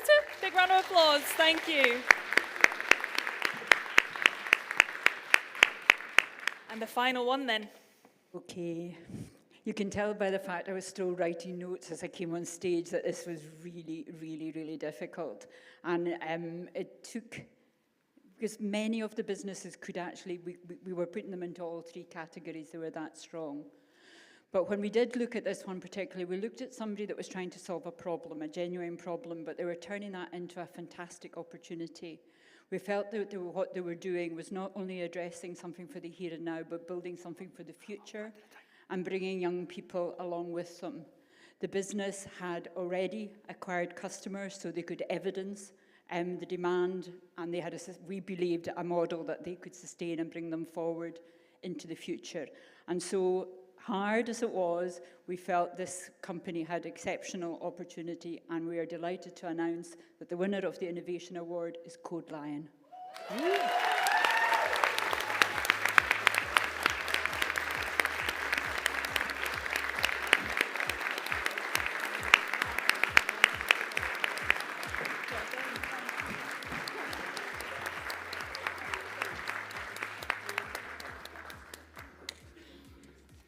Quick photo. All right, well done. Big round of applause, please. Thank you, judges. Thank you very much. Thank you. All right then, folks, that is it. This has just been fantastic, hasn't it? Absolutely amazing. Congratulations to all of our winners. It's just such a creative room. It's brilliant to be here tonight. So we wish them every success that they deserve, and just give them a massive round of applause, please. It's been a brilliant night.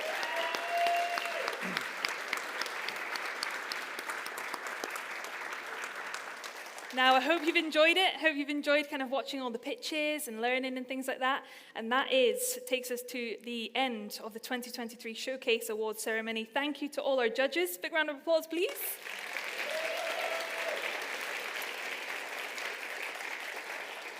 And also a massive round of applause to Chris. He's been fantastic. Up you come. Thank you. Thank you, Lauren. I'll leave it with you, Chris. Yeah, okay. Well, don't you go away anywhere, because we've got. So when I come on stage now at the end bit, it's always sad because we know we're towards. Well, it might be happy for you because you can go home, see your loved one. But it's always sad because you know we're at the end of the thing, and I have to say lots of thank yous. But we want to thank you. So if you'd like to turn around, we have a bouquet of flowers for you. £1 million. Thank you so much. Thank you very much. And Graham's filling them out under the table. And of course, we couldn't forget baby Heidi. You know, she's probably sleeping. Oh, thank you so much. Well, that's it. Thank you. you. Thank you. It's fantastic. Thank you. Really appreciate it. And then we want to say thank you to the judges. So we have some flowers for the judges as well. Jed, do you want to bring on some flowers for the judges? Thank you. Thanks again for the judges, for your time, your deliberations. We always really appreciate it. Yeah. Thank you, Jer. There we go. One each.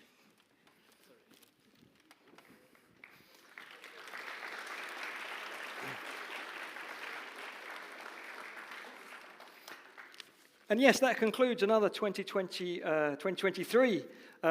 Thank you, of course, to our funders, as always, the Wood Foundation as well. Thank you to the founders, the mentors, the judges, the Sandman Signature Hotel team, who have always been fabulous. Big round of applause for them. They do such a fantastic job. Wonderful. The first time we've used them, we used them for the mashup, but they've been fantastic. ABC Media have done all this. They came here this afternoon. We did the technical rehearsals, and they've just been fabulous to work with, and we want to continue to partner with them to do these showcases. So thank you very much to the AV guys. Appreciate it, the sound guys, everyone there. All my colleagues, the RG team, the people at RGU, and of course, the incredible Lauren Mitchell for being a marvelous host. So that's it, folks. Thank you. The most precious gift you can give is time, and you gave us time tonight, so we really appreciate that so much. And congratulations to all our entrepreneurs. Onwards and upwards. Thank you for the audience in the room. Thank you for those that are watched at home. We hope you enjoyed it, and we hope to see you again next May 2024 when we'll celebrate the next showcase. Thank you very much, and good night.